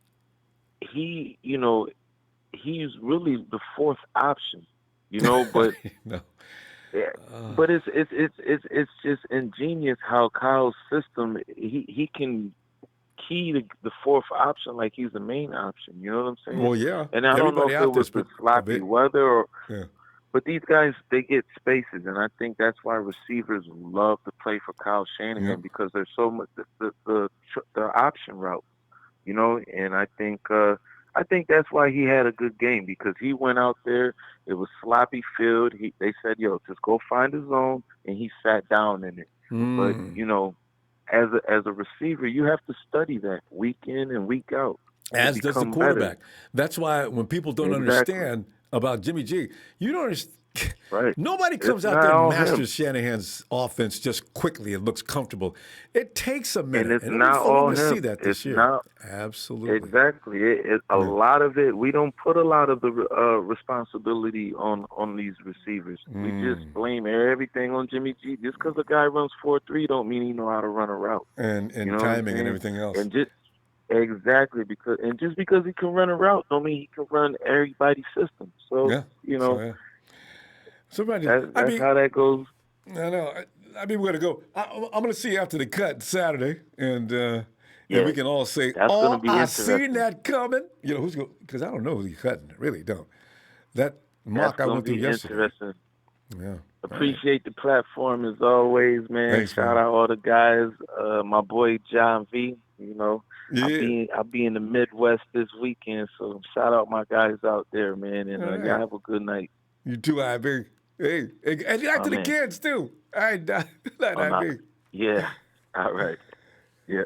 And in fact, let's bring Johnny V in right now. I saw John V has been on the chat, and it's driving him nuts. He can't wait for opening day. Ronbo. John! My man. You. What's good, brother? Oh, man, I tell you. Everything is probably okay. Keeping all things being equal, most teams are going through something a little bit with their players. And so I guess we're no worse off than most teams. But you want that advantage, though. If you could go into opening day maybe 98% healthy, oh, what a plus. But John, here's the thing. They've been building this team since 2017 to the point now that you can have a screw loose, or you can do without a washer, or you can if you don't have enough, if the oil level is low or not enough gas, you got enough to get to the next station, right? This team is built to actually take these little ouchies and keep right on chugging, which is why I'm liking about it, because when you look at the wide receiver room now, okay, maybe you lost a couple of dynamic players, maybe, but at the same time, you've got so many more. Almost all the wide receiver room now, besides Richie, is damn dangerous, and I'm including Dante. If he would just assert himself, because when Dante applies himself, the guy's just tough. as far as coverage goes. So I'm like John Lynch. I'm starting to feel him now on that. There's no real reason to be overly concerned. And is also is Devon Kinlaw starting on opening day? And do you want to see Mohammed Sanu on this team? Because you're going to have to get rid of somebody else to keep him. John Lynch sounds awfully excited about Mohammed Sanu. I don't know how I feel about that. He's a veteran. He's polished in Shanahan's system. That's always a huge plus because it takes a lot of guys a long time to learn in Shanahan's system. And you can say what you want to about Verrett. I'm kind of tired of talking about him. I really hope this year is not the year we're always talking about him. But, John, you're on. Go ahead. Start. Yeah. Well, Ronbo, I mean, if Verrett has to go, it's not. I'm not going to be sad. I won't be sorry. That's a bottom line. You've had every opportunity. You've had every goddamn opportunity, and now you're just stinking up the joint with all your sad stories, man. I can't handle it. But Ronbo, Sanu, we went after him last year. I don't know what happened.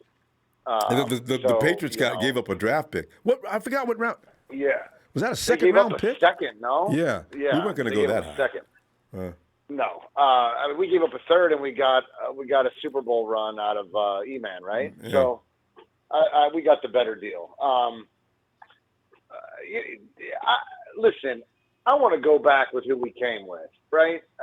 These chumps in the chat, they don't even know what they're talking about. They're tripping over their own tongues, man. I like to keep them busy. Anyway, Kinlaw, Ronbo, you know me. I'm a defensive man. I love my defense. And I'm going to stand true to my boy. I believe that Kinlaw is going to get it together, man. I know that he's discouraging people because we took him so high, and he's not turning heads and he's not producing like they expected. But I believe that we can blame COVID for 675 injuries, but we can't blame COVID for Kinlaw falling behind a bit. I'm not having that. I'm going to stand by my boy, and I'm going to believe that he's going to get bigger than this. He's going to rise up. It might take him a few games, but this man, once he starts pushing people around, he's going to get into football. He's going to get into football mode. Right John, now, he can't hurt nobody. No, John, just to make you feel better, I'm pretty sure Saleh's going to put him only in a position where he can win. You don't want to mess with his mind right now. Make sure when you put him out there, you can pretty much guarantee he's going to win. On whatever snap it is for right now. An intelligent coach is going to do that. So whatever he puts Kinlaw in, they've rehearsed it, they went over it, it, and you go out there and do what we did the other day. I agree. Yeah, that's what they're going to do with him. But I mean, because right now he's already taking dents. Yeah. They're messing with his mind right now. The media is messing with his mind, and it's pissing me off because he's not reading it, and he already admitted to it. Pick him apart. Yeah, I mean. It's not bothering him. Well, I promise it's not bothering him. We got too many coaches that are going to help him with that. And he's already admitted that he has some things he needs to improve upon. With that being the case, he's a humble guy. His ego's not so bad that it could destroy him. He'll be fine. Do you believe that, though, Ronbo? I do. Because now the veterans today were giving him praise. And when you give a man praise, if you're telling the guys, hey, guys, go over there and lift up Kinlaw, man. Come on. Get out there on social media. Shoot him an IG message. Raise his spirits a little bit. I feel like it's getting to him, Ronbo, and I think those guys gave him praise today or yesterday, whatever the hell it was. And it could be for good reason. We weren't watching. It might be for good reason. Right. Kinlaw might be coming around and a little further than he was. So he's just got to come in and win. You know better than anybody, Kyle is the master of deception. Yes. So paint the picture that Kinlaw sucks. Yeah, paint the picture that Kinlaw sucks. And let the media roll with it. And yes, the next thing you know, and sell it like you have everything else. Yeah. And for the suckers that don't know, here he comes. And by the time they figure it out, it's too late. The 49ers are up 37-10. And Kinlaw's been a force all day. You in the mouth, and your unborn children felt it. Yes, that's right. Don't let that be the case, John. I'm going to be laughing by my homeboy, Tyler T. and Joseph Smiley, Kinlaw is going to smack you, all three of your quarterbacks, upside down. You got to realize where they're coming. John, you got to realize where they're coming from. They're up against something they realize is really more than challenging. Yeah. They got to shoot the only digs they can shoot. Try to make you feel like, I'm laughing. And then you got Texas boy in there saying, you can still go to the playoffs with an 8-8 record. Well, yeah, if you're the Cowboys, that's the best thing you can do, especially in the division you're in. The Browns were like 10 and Can't 7 beat a team over 500. Yeah, the Browns were like 10 and 6 or something, or 10 and 5, 10 and 4. I don't know what the hell they were. In like 2007, and even they couldn't even make it. So come on, Texas. Close your mouth. Shut the keyboard off. All four of you need to get your asses in bed. Anyway, Ronbo, my man, I told them, come in here, hit the start button twice. You can interrupt. You can debate football. Everybody's got something to say behind the keyboard, but nobody's got the nerve to call in. Come and talk to us, man. Ronbo, tell them you'll take their call. Of course. I've never turned down a call. I get them all the time. We get them. How many times have we talked to Rudy? But here's the thing. This is the thing you can do before the season starts, right? And then Kinlaw comes in there, and some of the folks that are making these comments, we won't probably see them anymore because they know that we're waiting for them, Right. And so, yeah. My man. Ronbo, when will we talk again, my man? Saturday. After the cuts, we'll find out what happens, who's going to stay, who's going to go, and we'll ruminate on that for a bit. Man.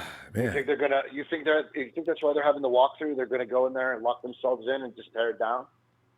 Maybe because, well, you know what, John? They know who they want. They've known who they're going to cut probably for a couple of weeks, and it's that type of thing where they're going to say unless he shows or proves otherwise, these are the guys we're going to keep, and these guys we're going to let go, just so we can get this out of the way, and we can, concentrate more on things we need to teach these guys before week one, because they're pretty much in prep mode now for game one.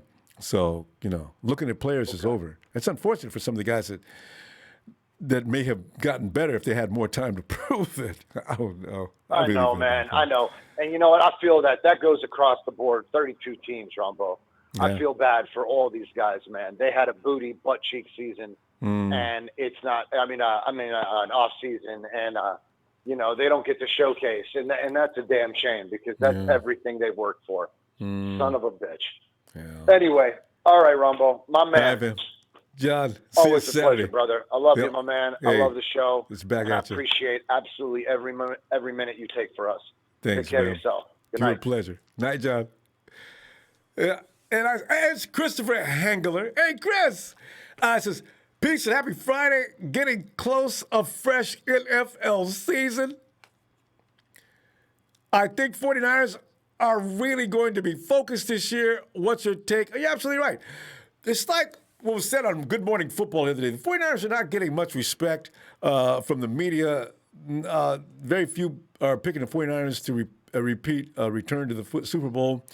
And they're boosting up teams above the 49ers that aren't even in the same 49ers class.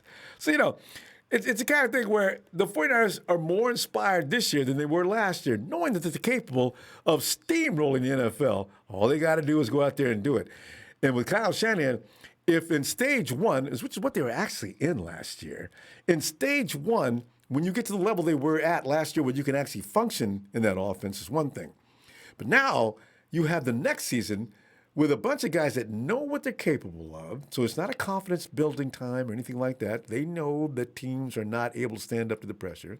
You got Kyle who's got weaponry out there on offense he didn't have last year. You've got a defense that's going to play faster this year than he did last year because of continuity. The NFL has no idea what's coming. I'll find out in a minute, though. And it's good. Hey, Ellis! What's up, fam?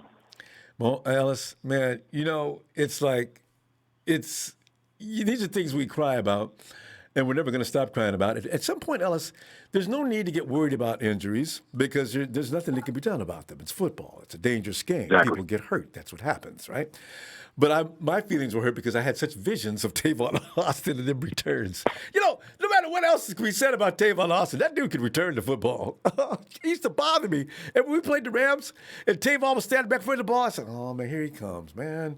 Like 20, Yeah. 25. Dog, come on, guys. I'm screaming at our guys, right? Because they can't get him. And he was going to be on our team. I said, oh, man. So, he went down today. And Ellis, we're back to Richie Fair Catch James Jr. But, okay. Maybe Richie's ready to go. And the question came up tonight, is Javon Kinlaw going to start? That's a good question. The argument is you pick up a guy in the first round and he don't start. Why not? I know, right? And then you got, of course, Mohamed Sanu is on the menu as far as John Lynch is concerned. And then there's there he is, JV. He's hurt again. Maybe not serious, though. So, I'm not going to say that like I'm worried about it. He's probably fine. We'll see. But, what's your feeling on these matters? Who's that last player you said is hurt? Javon. I mean, not Javon, I'm sorry, but Jason Verrett. Oh, JV. Okay. I thought you said JG. I'm like, wait a minute. Who's JG? Not JG. I think it's Jimmy Garoppolo. I'm like, wait a that's minute. right. It's not JG. No, Grop's okay. Yeah. Yeah, don't, good. Yeah. Well, look, we were trying to look for Jason Verrett last season. Remember that we had totally forgot about his existence. So this ain't really, it's unfortunate, man. But this damn hamstring. Well, we got like 7 guys with hammies. With hammy problems. 6, 7 guys with hammy problems. Is Juice got a hammy? They all got upper leg issues, quads, and hammies. Juice George. Yeah, Juice George is a hammy. Now Jason Verrett and Ayuk, and there's at least 1 or 2 other guys that got some hammy issues, if I'm not mistaken. But yeah, Nick got the little leg problem. Nick, right? D4. K1, D4 problem. Is a calf. K1 was a calf. Right. Yeah. So yeah, man, it's getting kind of spooky, but I just have it. I feel like we're the only team that has all these damn injuries. What's the news on everybody else? Has anybody else got 13 to 15, 16 players with injuries right now? Well, it sounds like we're a league of our own at this. If you look at Patrick Mahomes, boy, we're the worst team in the league. Like the Chiefs saying, on Twitter, I hit him with his injury list. When you got Sammy Watkins on your team, that's automatically an injury. And then there was Tyreek Hill. If you have fast people, you're going to have injuries on your team. It's not human to move at them kind of speeds. So, right. Everybody's got injuries. Nobody's escaping that. And some guys getting out for the season. A lot of teams you see in my notification shows out for the season. I say, oh, man, that's too bad. Derwin James is out 6 to 8 weeks or something like that. Shh, man. So we're not alone. Yeah, that's but we just don't appreciate ours. That's the thing. Yeah. I don't know, man. Richie's. I'm gonna be honest. I liked Richie James. I just don't like him returning the ball. I want to see him in the offense. He's really fast, very athletic. If Kyle could just incorporate. I was saying it last year. If he could just get some more plays and just target him a little bit more. I know Jimmy was a little bit one-dimensional with his passing as far as already probably knowing his receiver prior to the ball being snapped. So if that receiver he was already maybe planning on targeting was going to be open, they were going to more than likely get the ball. Just kind of doing those kind of things instead of being able to survey the field and put the ball around everywhere, you know what I mean, to get everybody involved and also to throw the defense off because they're always thinking you're going to go to George, thinking you're going to go to, Emmanuel or thinking you're going to go to Debo. We got these other guys that we can incorporate. So I'm hoping that maybe Kyle will give them a shot on the offense a little bit more. I don't really care for the punt returning, but if it was a coin flip between him and Dante, I would give it to Richie in a heartbeat. I'll take him catching the ball and then putting his knee down and letting Dante go back there. Let Dante be the wide receiver. Let him go out there and make some plays on the field. He's not really feeling that no more. That college thing was, he went and broke that record, but once he came to the NFL, that got blasted and said, I'm doing that again. Yeah. Oh yeah. So. But Dante, you okay? Count the fingers. 3. Right. Okay. Get him into the locker room. Let's call his mom. How many kitties am I holding up? Yeah. But I'm glad. I think Cyprian. I'm glad to see that Cyprian's going to be there. We just need to kind of have I feel as long as he gets, makes the roster, which I feel like he is, and I think so. Maybe him speaking like that and his performance in camp it'll kind of the coaches are like, hey, he's going to make the team. We got to give it to him, and he's maintained some health. We need the guys that are going to be healthy and that are going to give us some consistency and opportunity, to be successful. And I feel like the defense is going to be vital, especially in the secondary because they're going to attack Sherm a little bit more. I feel like this season just because of some blemishes in last year, and hopefully Coach Sala is just preparing for that just because and Richard will rise to the occasion, but again, that doesn't mean that he's not going to be a target. I think they would go at Sherman before they go at K1. That's just my opinion, though. There's just a couple of different. K1's going to be in the slot, though. But you know what? I know he's playing nickel, but I'm just saying in general. As far as being a DB. Oh, you mean as far as who's the most dangerous? Yeah. Yeah, but I don't know. I'm not necessarily worried about him. I know Emmanuel Mosley better be starting. He is on the other side, and, almost guaranteed. Maybe let him and Cyprian, rotate and get in and out, and let Kello come in and Cyprian's will be Cyprian's at safety though. Oh shit! Oh, I'm lost. Okay. He's Klosky's back. And they were talking about getting him over Harris too, huh? They were almost making it seem like he had a better camp than our boy Harris did. Yeah, it's experience and time in the league. Cyprian's been around for a long time. He's 30 years old, so he's gonna know more about what he's doing than Harris. Harris is still yet to learn all the things Cyprian knows, right? So that's what that's about. He just need a little better technique and tackling and stuff. But boy, he can hit and he can fly. He can fly to the ball. I like Harris a lot. I do too. He ain't out. Don't cut him. Don't cut him. Do not. Don't you do it. Don't you do that because he's a player. I like him. Hopefully Tavarius will get a lot more tick this year too. But I know he's his position. I don't know. It's going to be Jimmy and Jaquaski and company and stuff. So, but Ellis, to make you feel better, because Jimmy's going to be deployed in more than one way, because they're going to use him for all the skills he has, and you know how Jimmy is; he's pretty diverse. So Tavarius Moore could be on the field. Jimmy and Tavarius could be on the field on different packages, probably kind of often. Yeah, that'll be real nice because Jimmy's really good with his technique and his hitting and just everything. I really like Jimmy as a player. He's experience. He's stout, man. He's solid. Yeah, experience and his angle and tackling. It's like he's already beforehand knowing how he's got to come and approach the player. The guy who's coming to lay down or stopping the ball. He knows the perfect angles and he does it like almost every time. You know what I mean? He might get lost here and there, but it's very rare that you see that. Jimmy's always coming and cleaning up and making sure we get that ball stopped for the most part. So. And he's experienced. He's seen it all. So yeah, Ellis, I still don't understand. Last year when he said the Chiefs ran that same damn play 3 times. Jimmy, did you tell Mosley? Did you tell anybody? Sherm don't need to be told because Sherm probably saw the same thing you saw. Talk to the youngsters who just got here. This is the thing. Bring that communication to the next level, guys.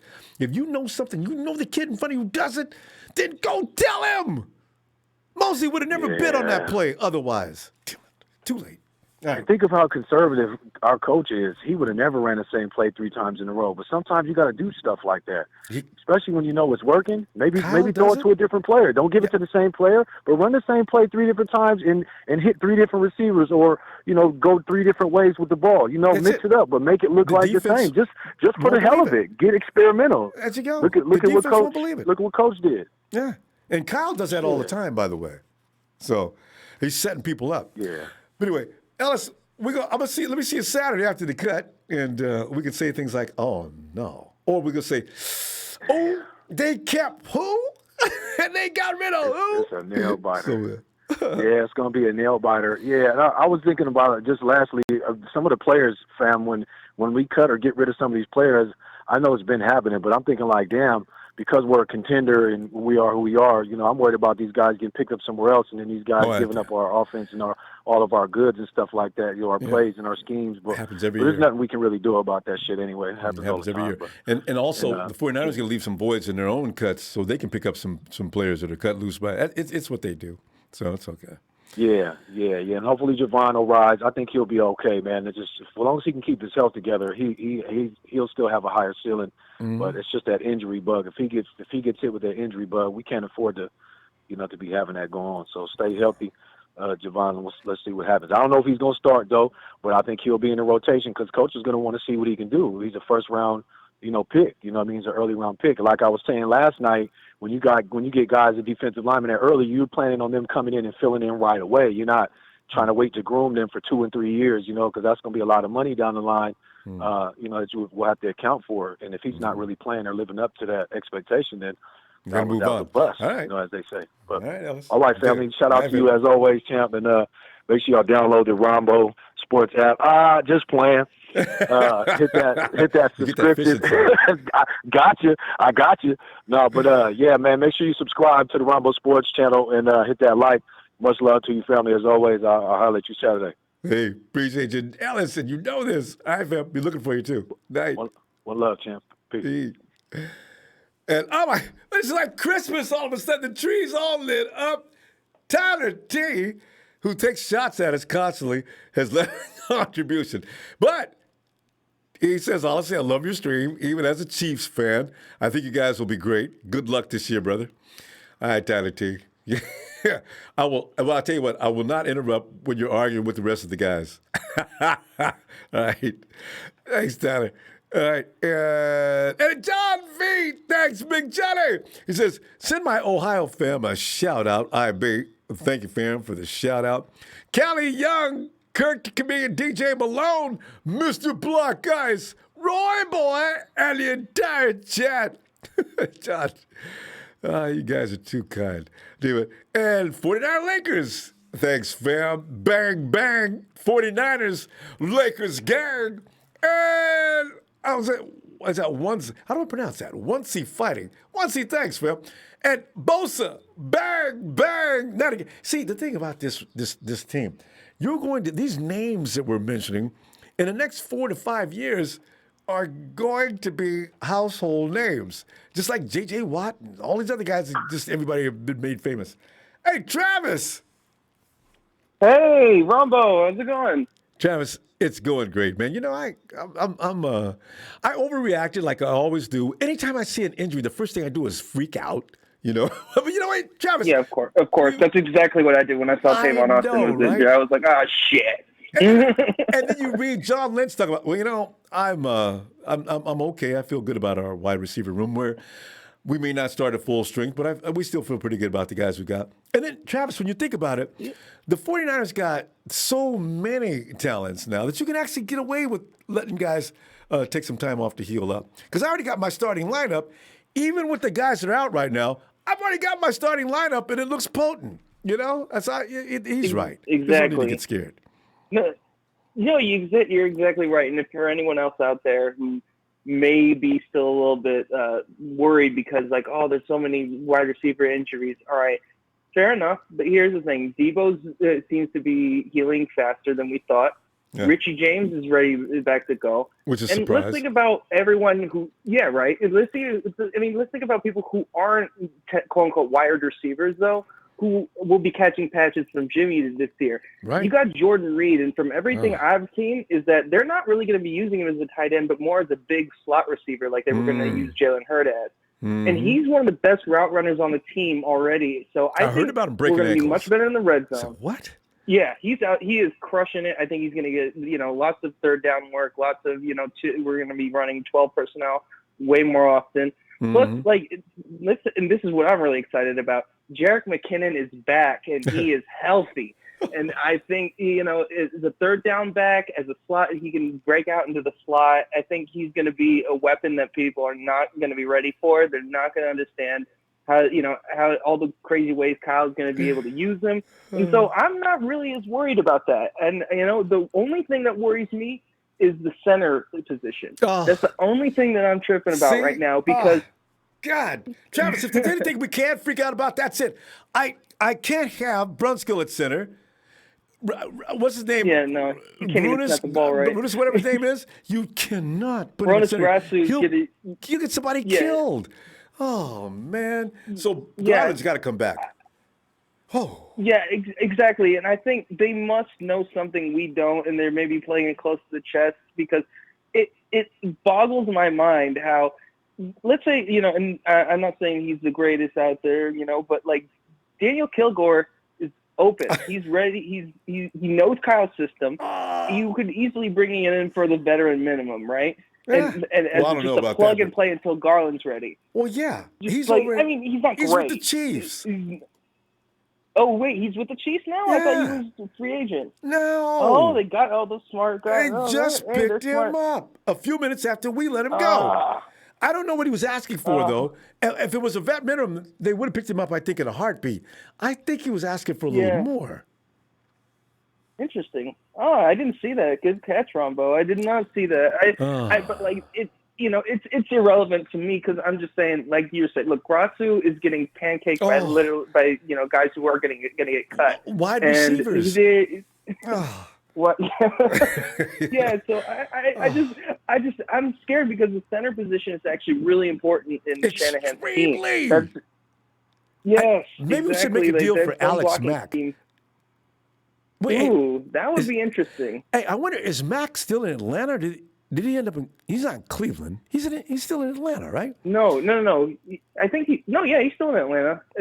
Somebody can correct me if I'm wrong. I give him a draft pick for Alex Mack. Still there. Because Alex Mack he is the reason why Matty Ice became the MVP that year. Mack could scale and look at that defense and tell Matty exactly what to do. Ice even said it. Alex Mack made my job real easy. See, that's what Jimmy needs. He needs that kind of a center. Yeah, exactly. I mean, look, I still believe in Richburg. I think he played well when he was out there. No durability, though.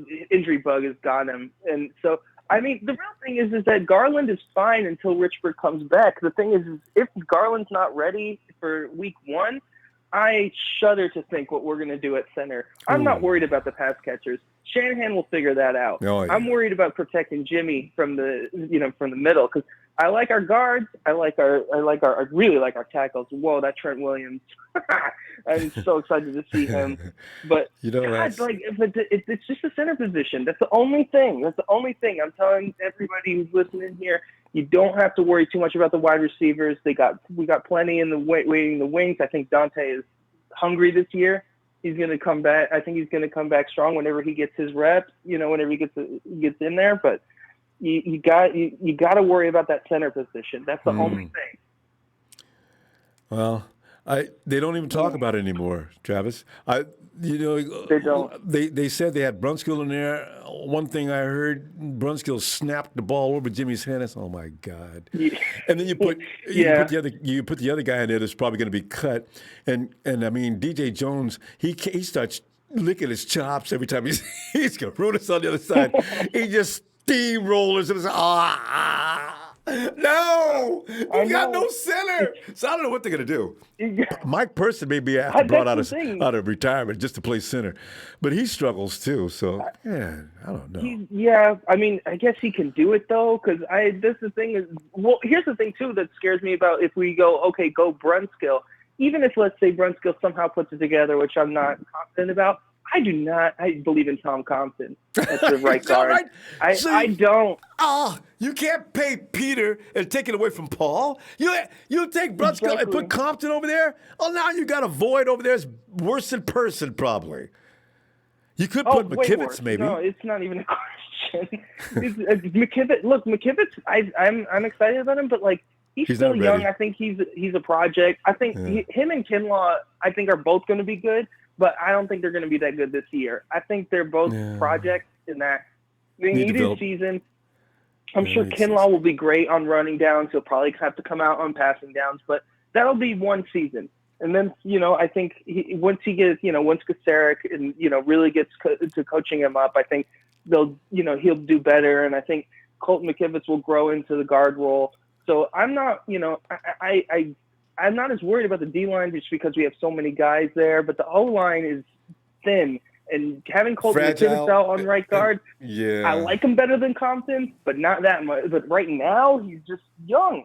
He's young. He doesn't, he's not a top flight talent yet. He needs time. Yeah, he's going to take some time to get developed. But, that one report I hold him when he was holding off Solomon Thomas. And then I said to myself, well, a lot of people hold Solomon Thomas off. That doesn't mean anything. And sure enough, like you're saying, yeah, he's going to have to take some time to get seasoned up. But we'll see. It sounds like he's got a lot of up factors, so we'll see. Yeah, he's quick. He's good for the zone running scheme. I'll say that. Like he's got that. So I think, like I said, I think he's like a season or two away. In Kinlaw, I think is a season or two away. I think the thing with Kinlaw is everyone's losing their minds because we expect him to like just become DeForest Buckner. It's like that's not going to happen, guys. I'm here to tell you that. But Travis, not season one. And Travis, the thing is, though, in this particular scheme, Kasuik's scheme, he may actually function a little better than DeForest did. DeForest was good last year, but he wasn't as good as he was the year before, right? Yeah. So you figure it has something to do with the scheme. Just like Eric Armstead turned into a beast last year, mainly because of the scheme. It works for him. So we'll see about that. We may be very satisfied with Kinlaw soon. No, we'll see. I'm not out on him at all. My whole thing is just that let's be patient, guys. Like I don't expect, and you're right. DeForest Buckner didn't do as well in the wide nine, but although you have to also think that he's got a lot of double teams. But Kinlaw again, it's not that I think he can work in the scheme like you said. I think it's a lot of raw talent, and when you really look at his college tape, he wins by just beasting other guys. He has a bull rush. Yeah, he has one move. It's called bullying the other guy over. And if he can't do that, but Travis, not as effective.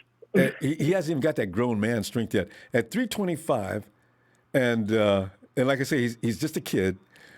In 2 years, he'll have some more technique, and that grown man strength will start to come on. Then it leaves him trouble. We got to go, Travis. We're way out of time. Let me see exactly. All right. Let me see you Saturday. Hey, okay? Man, thanks so much for talking to me. I appreciate it. Oh, it's always a go pleasure. Niners, everybody. All right, Travis. So excited. Hey, fam. It's going to be fun. Good night. Have a good night. Take care. And Frank Johnson, who was going to be a hard time, is back. Thanks, Frank. Contribution. Frank is paying for his license to take shots at me for the rest of the night, I'm sure. Hey, 915 Texas, are you gang? Come on in, Texas.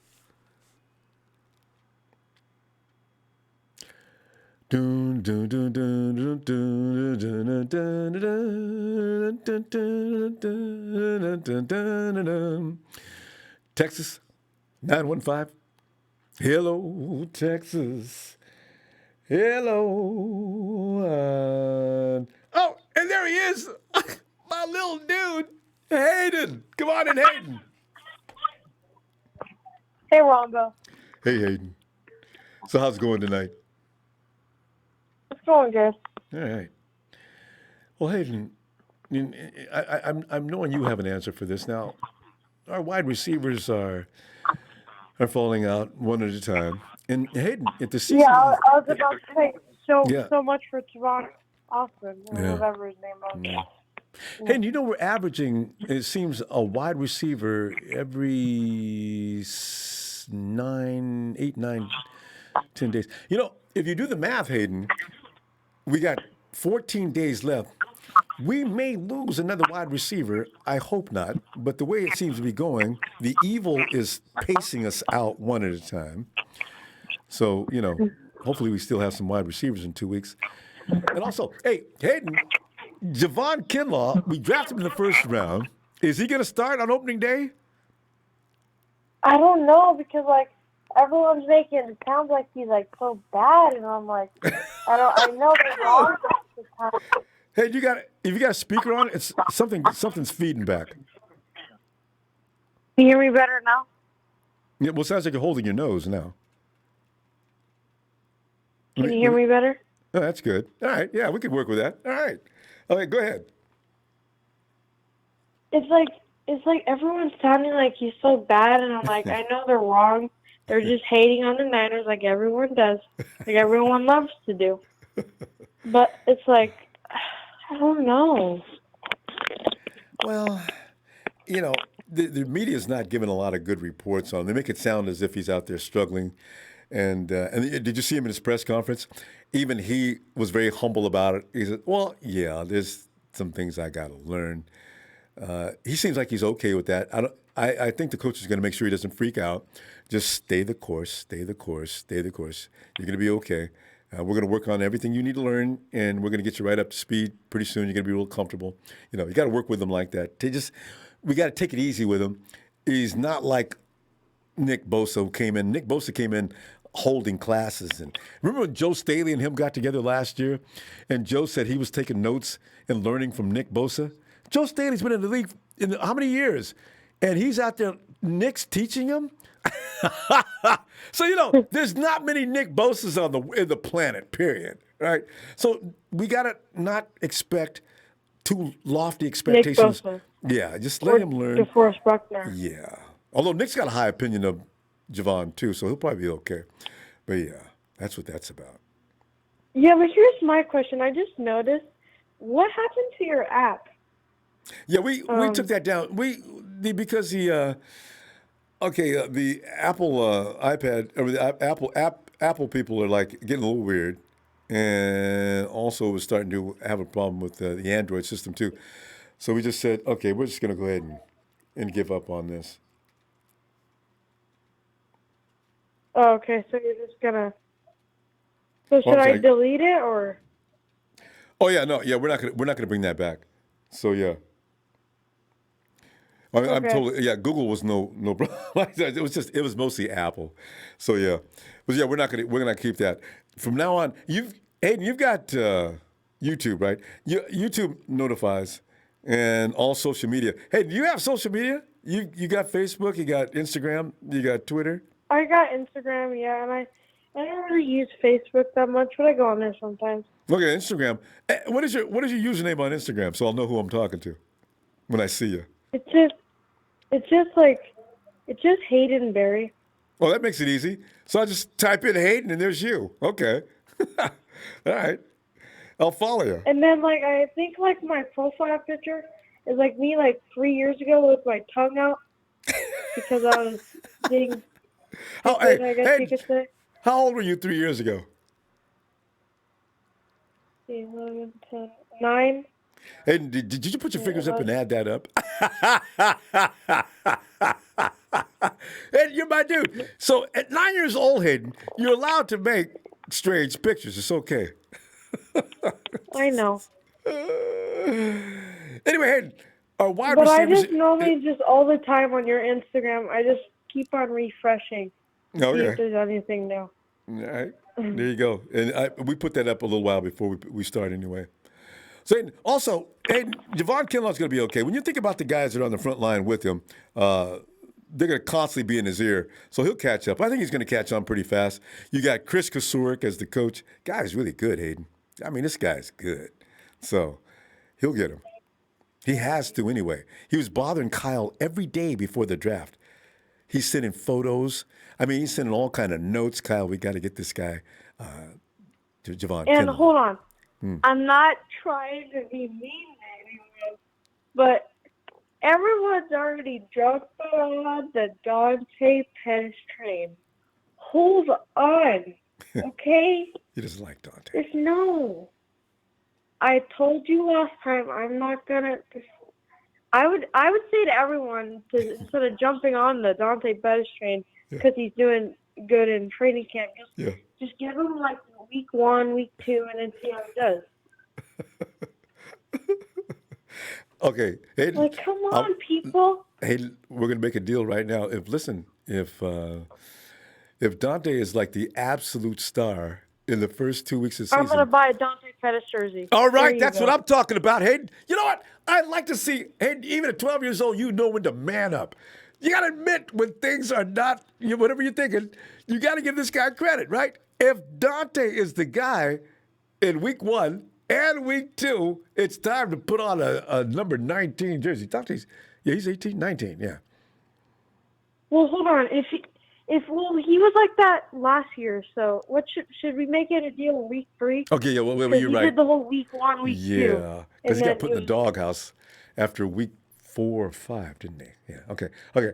Hayden, week 8, that we should be pretty much.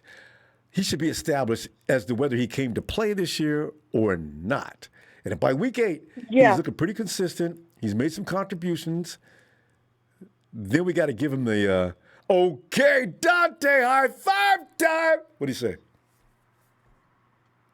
Deal. All right. All right. And then I'm gonna wear it to every game. How There you about go. that? Yeah, wear it everywhere you go, you know. Walk around the house for no reason, you know, wearing that Dante number 19. It's gonna hurt, but Yeah, I well, don't it's know. okay. But you'll feel good about them. We're winning games. It's okay. That's all you want, right? It'll hurt for like a second, but then I'll realize, hey, you know what? Whatever. At least he's a good player. There you go. Hey, we're gonna go. Hey, I'm gonna see you Saturday after we find out who gets cut. Okay. All right. All right. Hey, have a good That's night. gonna be interesting. All right. It really is. All right, little buddy. Night. Night. All right. And TJ Campos says, vote wrong. Rest this November. Hashtag 49 Guam fans. Hey, TJ, you're in Guam? What's up? I had some Guamanian friends. Well, I haven't seen them in a while, though. Oh, 915 in Texas. It's a Cowboys fan. He's doing that on purpose. It's probably Texas boy. Texas boy, is that you? Oh no, maybe not. Who is this? Hey, this is Charlie. Charlie. Hey, Charlie. Come on in, man. Oh man, sorry. Oh yeah, far west Texas, El Paso, Texas, 915. Let me apologize. I accused you of being a Texas boy. He's a Dallas Cowboy fan that comes in the chat talking major smack all the time. And you are not Texas boy. What's up, Charlie? Charlie? Oh, yes. No. Hey, Charlie, you know what? No, Texas boy. Charlie out of El Paso. Hey, Charlie, you know what? Tonight, man, we're like our wide receivers, man. We just lost Tavon Austin. But you know what, Charlie? Now that I think about it, Tavon Austin was never a 49er until the last few weeks. So there was no really reason to get too many tears about him. The only thing I wanted him for was for punt return or kick return. So it looks like he's on the IR. He won't be back this year. And then, of course, we have Javon Kinlaw. Early tonight, somebody says, is Javon Kinlaw going to start? I said, whoa, that's a good question. And also, Mohammed Sanu. Johnny, should we go get Mohammed Sanu, or should we just let our guys heal up, relax, and just go ahead with what we got? And also, if you want, it's nothing unusual, but Jason Verrett is hurt. Maybe not seriously, but we'll see. Hey, Charlie, what are you feeling? Well, Kinlaw, I think Kinlaw is going to come in. You know, it is going to take time. Yeah. Hopefully not too much time like Solomon, and he still, he throws us a little bit. Oh, can you imagine? 3 years we're waiting for Javon to come on, Javon! Oh, no. That would be so bad. Nah, I think he'll be okay. Yeah, he will. He's like you said earlier, he's not going to be like Nick. He won't be coming in, but he's going to develop, and we have the right coaching staff to do it. I mean, they've been proving it all this time, developing these players, and I'm pretty sure Kinlaw is going to be developed to be a beast as well. I think so. I give him But you know what? We're only hearing reports. We don't even know for sure how good or bad he is. They're just saying things like he's not superstar status. Well, he might be doing okay. Not what they expected, but okay. I'm figuring he can't be that bad. He's too big to be really bad. And Solomon T's problem is he's a little small for the position he plays, and they kept putting him outside. He'll be handled by an offensive lineman every time. But you put him inside, he can use his quickness. With Javon, it's another story. We'll see. Yeah. I mean, we still got, DJ Jones. I mean, that line is, yes, it's just going to be loaded. It's still loaded. So he's going to be learning a lot from all the players. So I'm pretty sure he's going to develop. You know, it'll take time. Maybe by the end of this year he'll catch on and I don't know. I'm gonna say maybe he's gonna be like a 6 to 7 sack season for him. Ooh, if that happens, I'll be fully satisfied. His rookie year with not a lot of preseason training, I'd be excited. Wow, that means he's used to the NFL and everything. Because you got a lot of guys who get sacks. Yeah, because I think he's gonna just be feeding off of we're gonna have Nick on one side and then B Ford. So it's going to be all over again last year, and he's just going to be feeding off of the other first-round picks, and it's just going to be awesome. I think it's going to be pretty good. All first-round picks. Charlie, can you imagine that? How many teams in the NFL can say every guy, except for DJ Jones, all the starters are normally going to be first-round picks? D Ford. I mean, Javon Kinlaw, Eric Armstead, Nick the Freak Bosa. That's just really a ridiculous front line. The rotation comes in with guys like Ronnie Blair, who will always do a number. You got Kentavious Street that they're saying is looking good right now. I don't know what they keep Gibbons, but they got a guy named Kerry Hyder. How is it? Hyder. These guys, the rotation is going to be crazy. These guys are going to get it done. Yes, I believe so. And I just want to say I have a strong feeling, I don't know, that Dante I think is he's really gonna prove people wrong this year. I have this feeling. I don't know. I'm telling you. Hey, Charlie, have you ever had anybody doubt you and give you a lot of grief? Say coming through high school, because when you're at a certain age, you really can't take being messed with all the time because you want respect, right? I think Dante Pettis may be going through something like that right now because he's been blocking people on Twitter. The only reason I mention that is he's noticing that people are taking shots at him because if he never blocked anybody or never got mad about what was happening on social media, he wouldn't notice or he wouldn't care what people are saying. But he's hearing it all. That could stir up a fire in Dante Pettis that could make him a Pro Bowler. Oh, man. Hey, Ronbo, buy that jersey, man. Exactly what I was going to say. I'm going to go with the 8 games. I'll get myself that number 18 right quick. It's 18. We should all, you know what? For those of us who are really committed, we should all promise if by week 8, Dante Pettis is near the top of the stats, or even if Dante's around the middle, because he's got a lot of competition out there to get snaps. If Dante Pettis has 250 yards or 300 yards or more, by week 8, it's jersey time, especially if he gets any more game winners or puts the 49ers in position. I'm going to be taking count. I'm telling you, Charlie, he's on the Ronbo, all Ronbo team right now because he's so much fun. Yeah. That is awesome.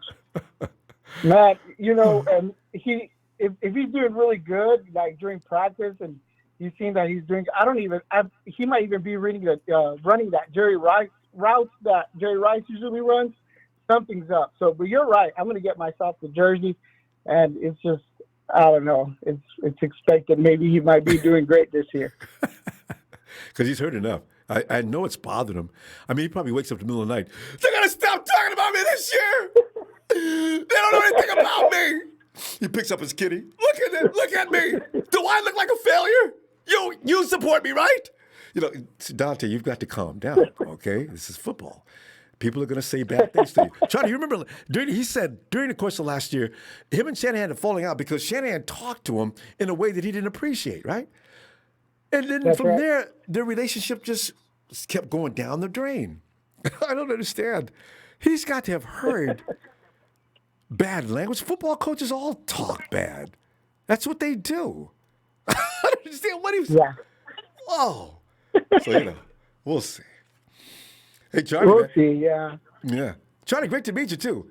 You know what? We're going to be back after the Saturday. We're going to find out who gets cut. And we're going to talk about it that night. So look for you then, okay? All right. Yeah, but I got your name on the Perfect, phone. Next Ronbo. time I'll know it's you. All right. Not Texas boy. For Texas boy sure, is like Ronbo. somebody we avoid. No, Charlie's far west. All right. Niner gang right here. So, but thank you so much for everything you do, Ronbo. Your show is amazing. Keep it up. Yeah. God bless you. Love you, man. Hey, oh, by the way, Charlie, I just realized, are you a member of Empire de Haas? You know about them, right? Oh yeah. Yeah. You know, I'm not a member, but I've been to a Their couple parties? of the parties. Yeah, it gets All crazy, right. pretty awesome. Yeah, they are. And those are great. Those are great people. So yeah. All right. Tell them we talked when you see them next. All right. All right, fam. All righty. Talk to you later. Thank you. Appreciate it, Rumble. Thanks, God fam. bless. Thank you. Night. And fam, with that said, see, Patrick Mahomeboy, did I block you yet? Patrick Mahomeboy comes over on Twitter and just sets everybody on fire. And he says, I block people too. I didn't block you. And I got to tell you something, Mahomeboy. The reason I don't block you, and you are annoying, and you know this, I like to leave people right where I can get them. I got rid of a Seahawks fan. That's the only guy I blocked in recent because he just got so bad that other people were sending me DMs. Hey, Ronbo, man, do us all a favor. And would you block that bleep? So I did because he was annoying, extremely. But you, I want to keep you right in the crosshairs. So when you stumble, all of us that you have made mad are coming after you. And we're going to be coming after you in droves. And I think it's going to be soon, too. Hey, fam, I can't wait to see you Saturday, see what happens. So, fam, keep your fingers crossed for whomever you don't want to see cut. And I'll see you that night. We'll talk about it. Don't forget to like, fam. You know I love you. Niners!